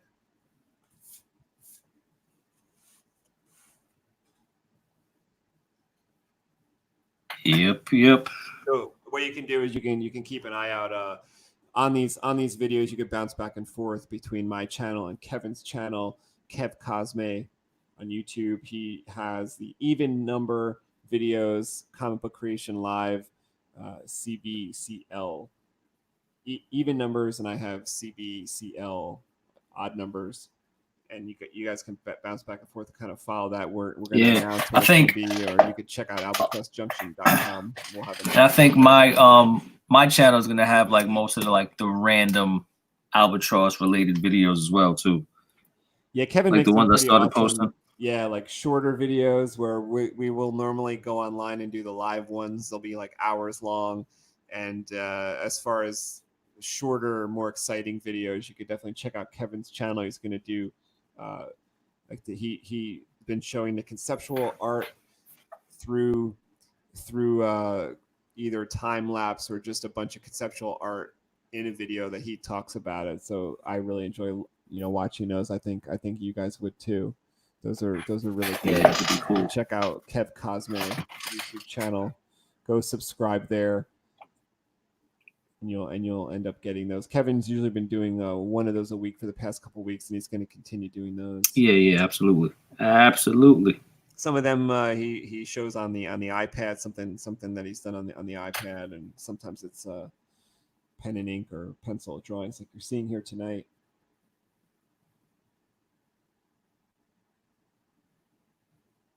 It looks like you're, at least from my end of it, like the hand froze, like it's freezing up every couple minutes. So I'm seeing the progress come in these steps. Sucks. That sucks.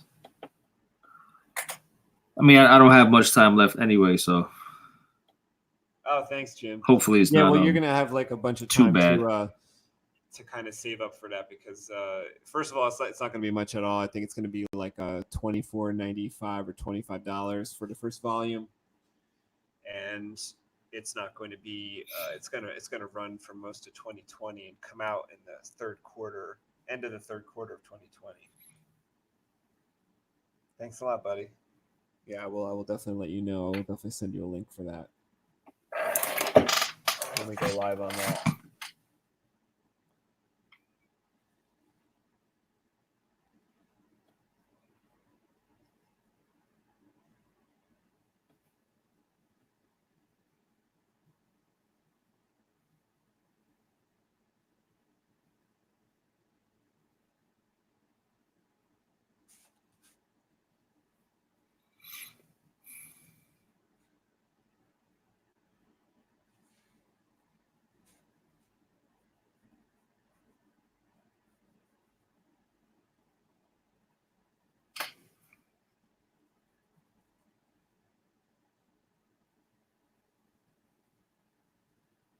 Yeah, unlike Star Wars, our world it doesn't have a proliferation of a bunch of spaceships and a bunch of space fleets and a bunch of aircraft. When you see an aircraft in our comic book, it's pretty rare because the world has just been so decimated. Not many people have the technological know-how to operate, repair any kind of aircraft. I would say the best a lot of people have are, as far as ground vehicles go, are probably sport related. They'd be the air cycles. Like the air cycles are very rare, and the ground cycles are more proliferated around. But those are mostly for, like, Kevin, wouldn't you say, like personal use and like, yeah, gang type use and things definitely. like that, kind of like Akira.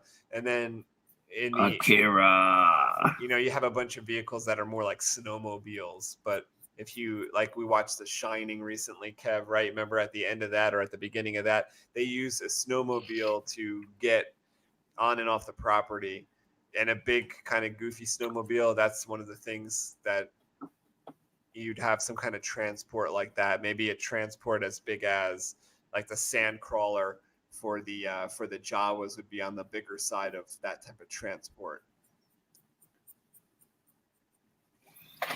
Kind of like a snowmobile bus. But they don't travel, in between zones because it's not practical. Only people with the aircraft are able to really do that. They still have the Hulk Vader coming up. Oh.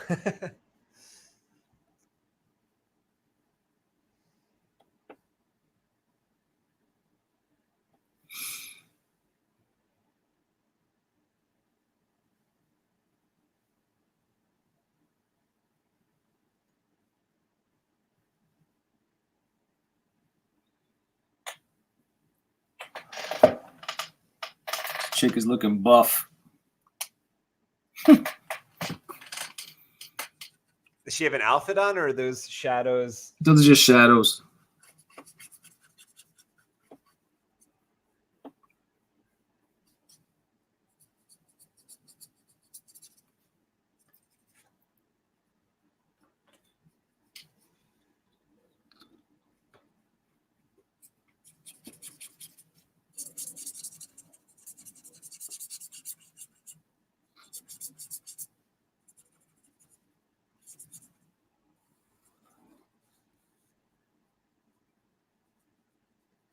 Kev, did you and I discuss the Mandalorian at all? The next episode?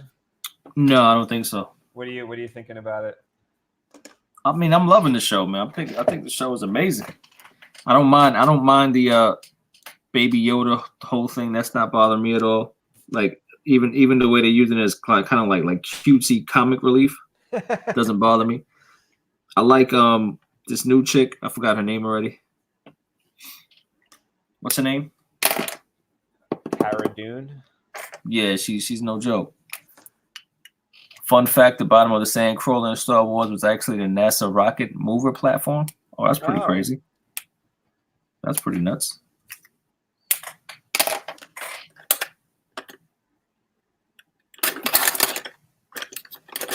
Pretty sick, actually. So, Jim? Are you saying that it was fully life size at least for some shots? I did not know that. I kind of assumed it was a model.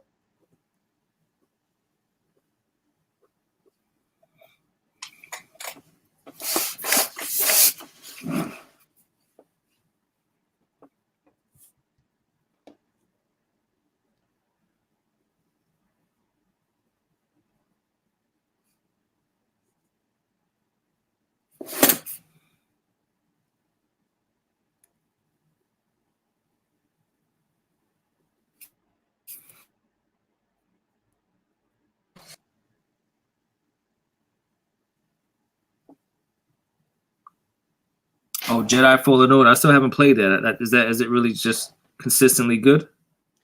I think it's great. I've been seeing a few different opinions online, but I think it's great. I hear a lot of good things about it. Yeah, I feel like it's challenging whenever I go on there to play it. I'm having a hard time doing the jumps. I'm having a hard time kind of defeating the enemies, but you know, it snaps you out of your laziness, and what you do is you just start evading. You start, you know, going wild with your lightsaber. You start really trying to fight logically and try to hit the buttons at the right time, like you would in like Assassin's Creed or one of those. Although they don't help you along as much as like they would in like Assassin's Creed.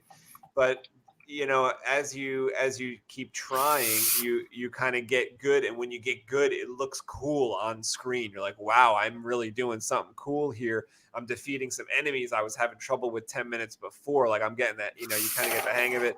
And as every time you turn a corner, go to a different level, there's different enemies. Like there was a few like, what were they? It was like a stormtrooper was standing there with like one of those weapons that could deflect a lightsaber, and there was a dude dressed in black who I think it was like from the Clone Wars.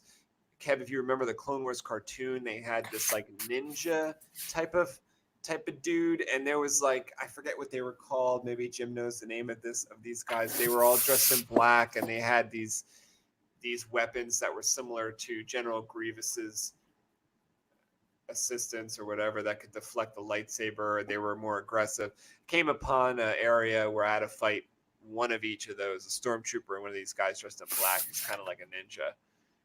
And I couldn't do it. Like for 10 lives, I tried, and then I finally, I guess, got enough skill points, and I got a couple extra powers walking around the level that I was able to find a way to defeat these guys. I had to evade them. I had to like try to push one off a cliff. I finally, you know, I was like, oh, I got a cliff right here.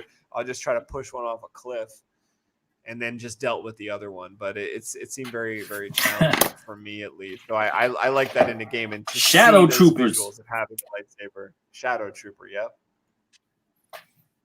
You have to build your skills just like a Jedi. Jim says it's like in those older games, they did it more so step by step, where you got each ability as you proceed and kind of get better at it. And that's the way that this game is going. It's like I can kind of start to tell in this level that I'm on that I'm going to get pull pretty soon, because I have push, and certain things light up like when you can push them and you can get into different areas. And I'm starting to see areas where I'm like, if I could only pull that rock, I think maybe I could climb up there. So I'm starting to think that pretty soon I'm going to be exposed to pull. But I literally play like every 3 or 4 days that goes by, I maybe play for 30 minutes. So it's not really, I don't really get very far. And then sometimes when I Yeah, restart you the don't have time for PlayStation, I nothing. have to like, You ain't got yeah, time like for if nothing. I can, like I try to keep it on pause or whatever, but like literally like 3 or 4 days goes by and then it has turned itself off. And when I turn it back on again, it kind of starts me back a little bit. And I have to like swing through these areas again and try to find where I was before. It's a little bit difficult Oh, that for when you're sucks. only trying to play 20 or 30 minutes. I think you need more. If you have like 2.5 hours, then you can really get into it. Maybe You got to be in college. you got to be in college to get it. You can break night, still handle your business. Yeah.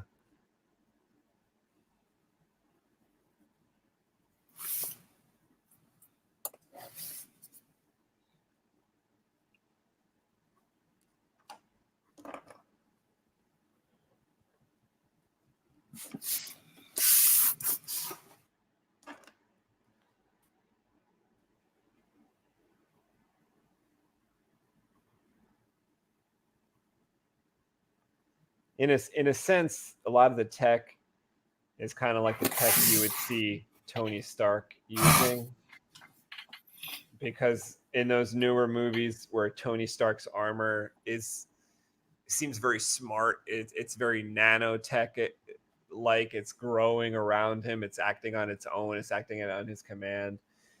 Yeah. Since we're so far into the future and in our story from like where we are right now, some of the tech we don't understand, but some of it we can kind of get the idea from like a Tony Stark nanotech type of thing, where this aircraft, the Concordia, it has these wings that when it's in flight, they're pointed forward, almost like the GI Joe aircraft. Do you remember that white or gray aircraft that the GI Joe had? I don't know if it was in the cartoon, but they certainly had the toy. Do you remember that, Kev? Hell yeah. That's the way I kind of see these wings, but they come out of the ship in more like a Tony Stark armor way, where when it lands, it's like landing gear. They come up. Oh, you just said you can get 2 sabers in the game. Yeah, you can get 2 sabers. Do you have to screw the sabers together with 2? Oh, he says 2 sabers or even a double-bladed saber. Yeah, like I saw some of those like spoilery images online of people. I actually I was not happy when Star Wars Theory. It was like the day after the video came out, and Star Wars Theory's thumbnail on his video for the Fallen Order showed the double-bladed lightsaber, and I'm like, dude, I'm unsubscribing. This is ridiculous. Like you like people just got the game yesterday, and you're putting double-bladed thumbnail so you can't avoid the spoiler. If you're subscribed, it's in your feed. Did not like that. That ain't right. Unsubscribed. Not dealing with that type of garbage. But yeah, so I did. I learned there about the 2 blades. And then I subsequently saw a bunch more pictures of people using the double-bladed lightsaber, but I didn't know that you could actually use them without having them connected like a staff. That's pretty cool. That must open up some new martial arts moves in a sense in the game. I'm having fun just seeing the moves that are coming out as I kind of mash the buttons. As you get these skills, it says oh, if you hit triangle plus square plus you're gonna get this move. So I'm trying to do that when I'm playing, but it sometimes happens by accident.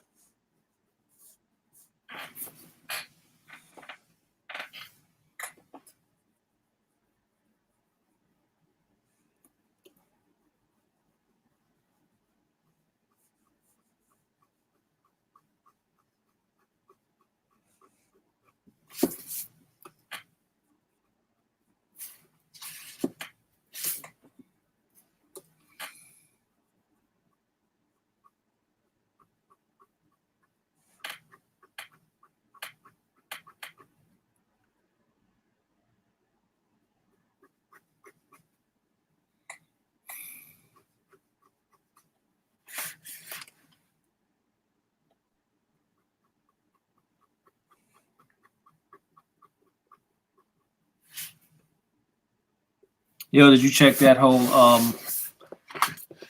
The Irishman yet? No, is that on Netflix already? Yeah. I'll have to check that out. I heard it's about 3 hours. I'll probably take a few days to watch that. It's pretty crazy. I'm actually a fan of like pausing things and you know going to do your laundry and then coming back. I'm a real big fan of doing that. It's the only way you could watch anything, though. It's really the only way you can watch TV.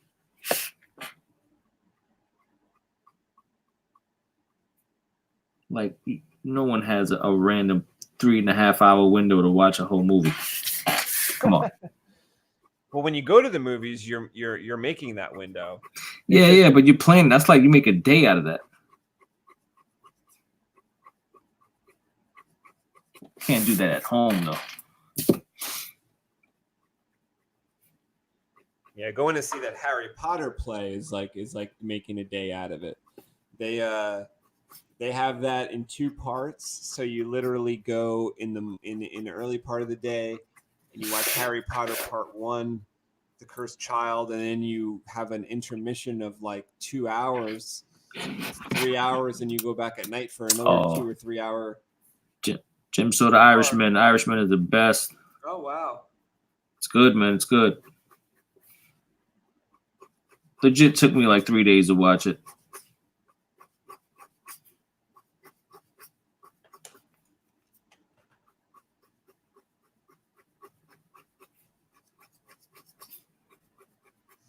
Hey Jim, I wonder if in Fallen Order video game can you see, one of my favorite things about having a lightsaber in a video game is being able to turn the lightsaber off and walk around just like a normal person, and then when you sense danger you turn the lightsaber on and have full control over whether it's on or off.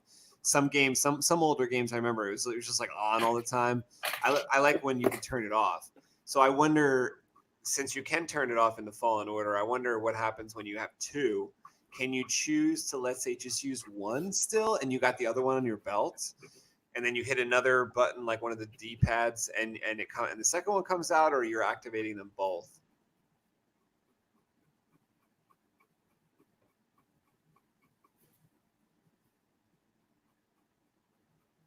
I bet you at the lightsaber crafting table at the workshop table, you could probably, get it into staff form if you have those parts. It's like I've been playing and getting those parts, but it's like I only have such a small amount of parts. How to get this damn game?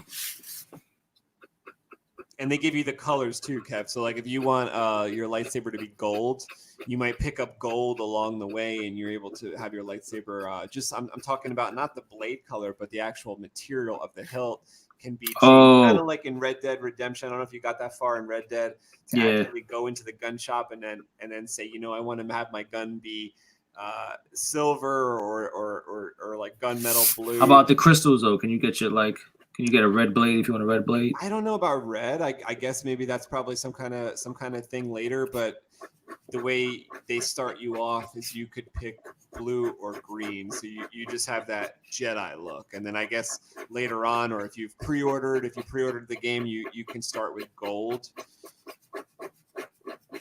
What color you have? Blue?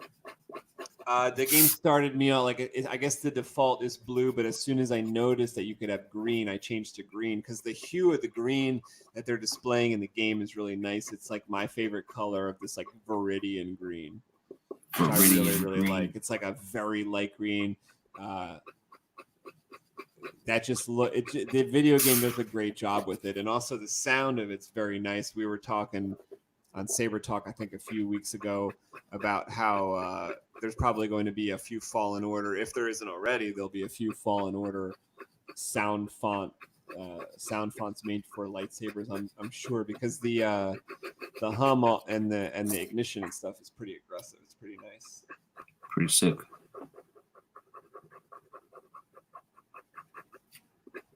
All right, Kev, we're about to hit 2 hours. Let's. Yeah, I'm about to wrap up. I was just thinking that's looking pretty finished. It's looking good. I want to hear what you think about the way that this panel's come in here. I don't know if I can get the entire. This is a 2-page spread, but only some of it's like visible in the shot here. But I think you can tell where I'm going with it. Yeah, nice. Considering you saw the thumbnail, it's looking good. I mean, is the ship is just kind of hovering there? you talking about the big one or the one in the background, the little one? The one in the background, the big one. The big one here. Yeah. It's like it's flying. Oh, it's a different time, different time. So like that. So it's okay. I see what you're saying. So like they'll be like you're showing it when it's tying, yeah, when it's flying, and then when it's landing. I got you. That's like a different channel over here, but they it's looking sick. Melt together. That's looking sick. There's green, blue, bluish green, orange, red, purple, white, black, and yellow. Apparently, white. There's white. White is awesome. Like I remember in the Knights of the Old Republic game, they had cyan, viridian, silver, and silver was one of the rarest ones. Like not every time you played through did that appear. But white must be a lot like silver, and that must be pretty sweet. Black, I don't know. Like maybe that looks cool in the game. I have to see that. I didn't like the idea of white until you showed me it. I was like, oh no, this looks crazy. You mean showing you like in person a white? Yeah, blade? yeah. Because I was like, white blade, that's boring. Yeah, like it kind of looks cool now with these, like with even. But it looks good with the NeoPixel, because first of all, with the NeoPixel, you could do different hues of white, and it's actually going to come out pretty soon. Where it's already out. Where you could, and I actually had to talk to my buddy about this too. I was talking to him earlier. Megtooth Sith. I need to talk to him about the 4-channel. I need to ask Herb about the 4-channel for the CF, but I know that Megtooth must know about 4-channel strips for the Profi. But there's ways to do like white, blue, green, and red, and then having them all on together must just produce like an amazing white for a lightsaber blade. But a lightsaber blade to me has always been white, and they're like the aura of it is different, right? So it's like Vader, his aura, like it makes the saber look red, but isn't the saber really like white? And then Luke's it's like really white, but it's like blue aura, right? I don't know. That's how I saw it back when there was just original trilogy movies. I saw it was like, this is like a burning hot plasma, and the color is just like the gaseous residue, like the gaseous steam that's like aura that's coming off of it, less so than like the more purer colors we saw in the prequel trilogy. Yeah, RGBW strips. I've had RGBW strips for a while, and I was trying to get them to work like two or 3 years ago. And then Herb tells me like, no, it's only 3-channel RGB. You're not doing RGBW yet. I was like, oh, and then someone told me that the Profi had it already. I just haven't seen it in person, and I'm sure it's got to be good, because having 4 channels, although you might be like losing more battery power.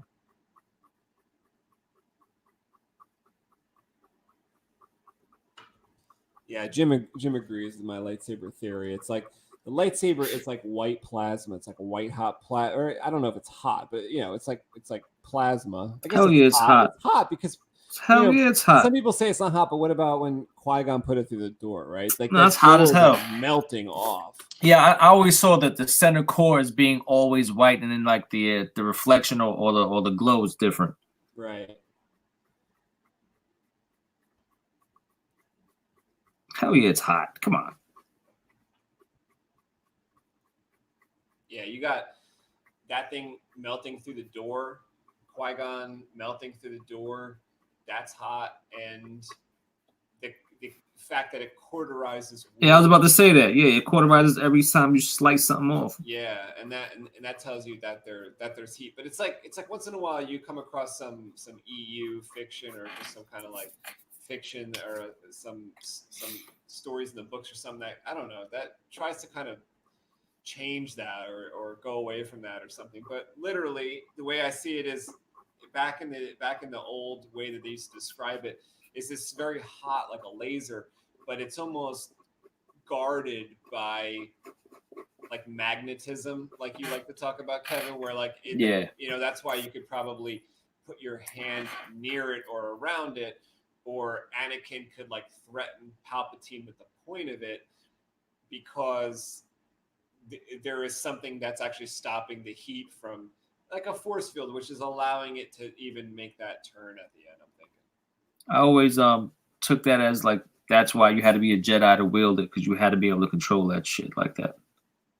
That was nice when there was a lot less material around to hold on to ideas like that, and it's like the more that they explore their universe in the same time period, basically, you start to lose, the cool factor kind of goes out the window. That part of it that's up to you to determine. I don't like that.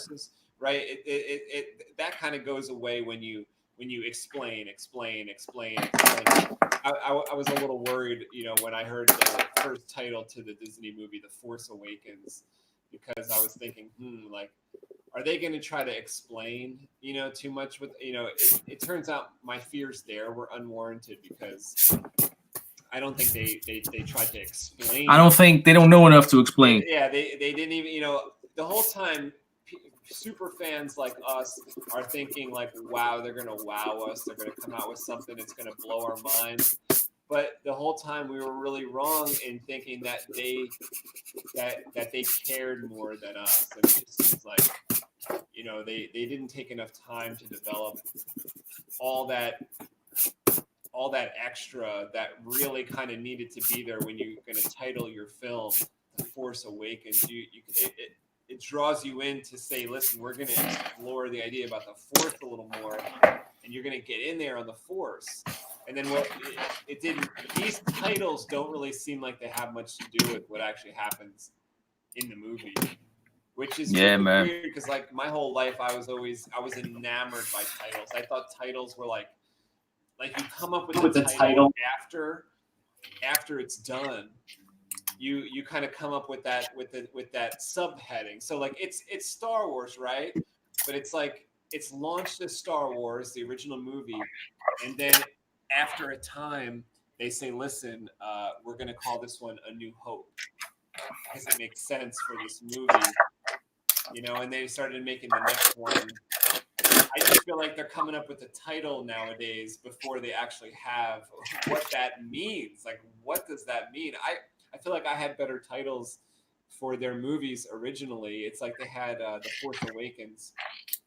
And going off that, I always thought that the second movie should be entitled Rise of the Order.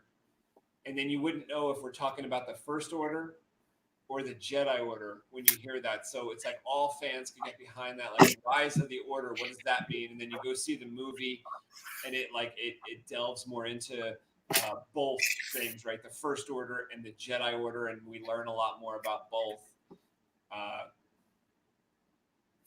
If you start going down the path of kind of being coy with the title, but in a way that pleases people, in a way that's intriguing. Rise of the Order, that could work. If you followed that path, maybe and if you kept it coy throughout the movie and you still kind of don't know, because like in Empire, not only was it, it wasn't even a stalemate. It's like the bad guys mop the floor with the good guys.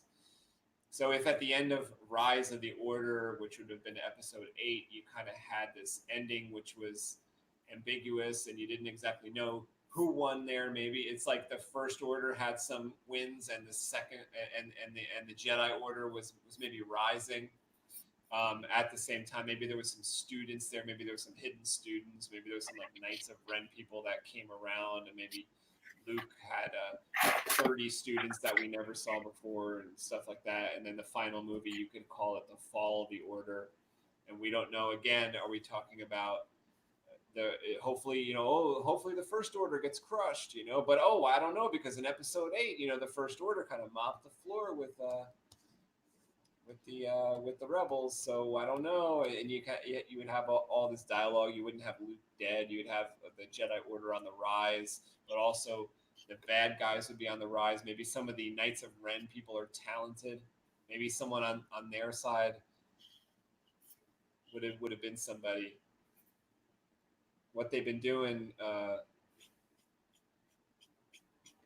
they have Kylo as the main antagonist, and it's not enough because this guy's like a tease. They're trying to tease. Oh, is he going to be a good guy again? Is he going to be redeemed? Is he going to fall in love with Rey? And all these things are like, this isn't the type of stuff we should be wondering about the villain.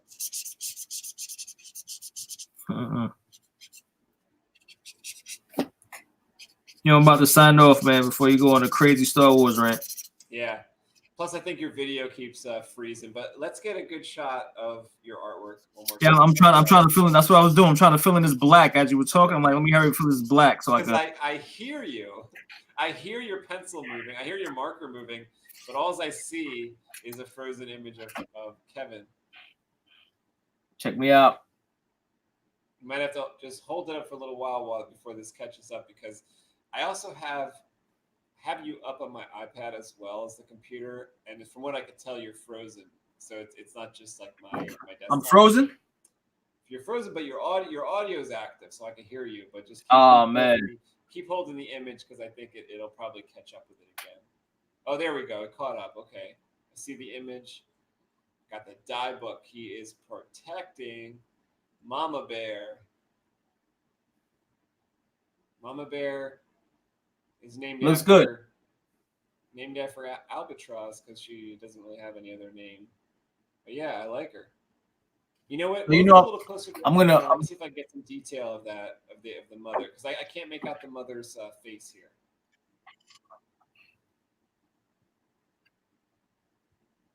It might be frozen again. But Kevin was working on this all night tonight. This is the die book showing a conceptualized size difference between what the die book looks like, what the mother looks like. She's a normal human size. This would be the Dybbuk, what it looks like against any other human. And actually, the way Kevin drew it, I don't know if you guys can tell, it's like it's on its knees. It's on its knee, crouching down. When this thing stands up, it's like, I think it's like 12 and a half feet tall. I think it's like,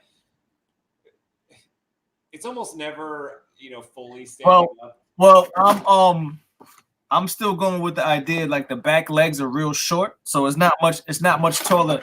Like the back leg isn't much longer than what you're seeing here. Like, remember this concept? Remember this back leg? It's frozen still. I can't tell what you're holding up.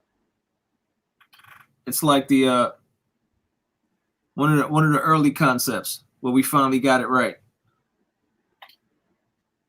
I think I know what you're talking about, but I still can't see it. Is it really freezing, man? That sucks. Yeah, you gotta figure out maybe the next time. Now, are you using your iMac 21.5? Yeah. I'm not doing anything different. Maybe it's the weather. I don't know in the area. I don't know what's going on. Yeah, like it could be that. I think it's because of what you told me, how I gave you those RAM chips and you weren't able to. I think if you had the RAM, this computer's just a little too old. I don't even think. I think it looks like an internet issue. Now I can see you. Looks like an internet issue, but yeah. But I really kind of think it might be the RAM and it might be the internet at the same time. Yeah. This is like when we're talking about, this guy kind of looks like Blanca from Street Fighter on the left. Yeah. Yeah. This guy.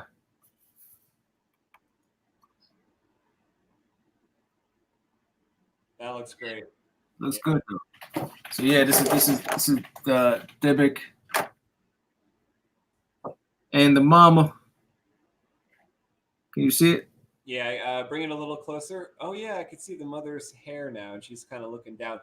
This might be one of the things where you make a video on your channel about the Dybbuk, about the mom, and show the progression to this point. Yeah. I might The thumbnail I put on this video, I don't know if you saw it. You could pull it off of Instagram.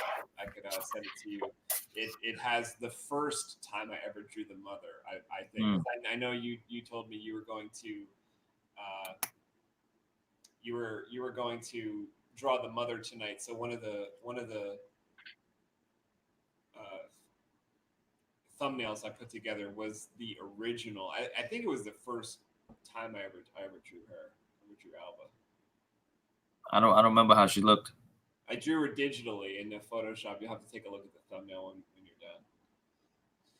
All right. Well, we're gonna wrap this up. We're gonna go. Come back for us next time. Comic Book Creation Live number 14. That's going to be on Kev Cosme YouTube channel. Go sign up there. That's going to be Thursday night. We're going to do Monday and Thursday. Monday's going to be on Space Windu channel. Thursdays are going to be on Kevin's channel. Wait. This Thursday might be bad. I'm not too sure though. Oh, okay. So we might have to do it Wednesday again. What we're going to do. So either Wednesday or Thursday. Yeah. What we're going to do is, if in case of problems on the day of, we're going to do the day before. Videos are always going to be available after the fact. So if you don't catch the live video and you want to see it, you can go in and, like, let's say, check on Kevin's channel after the fact. It's going to be posted.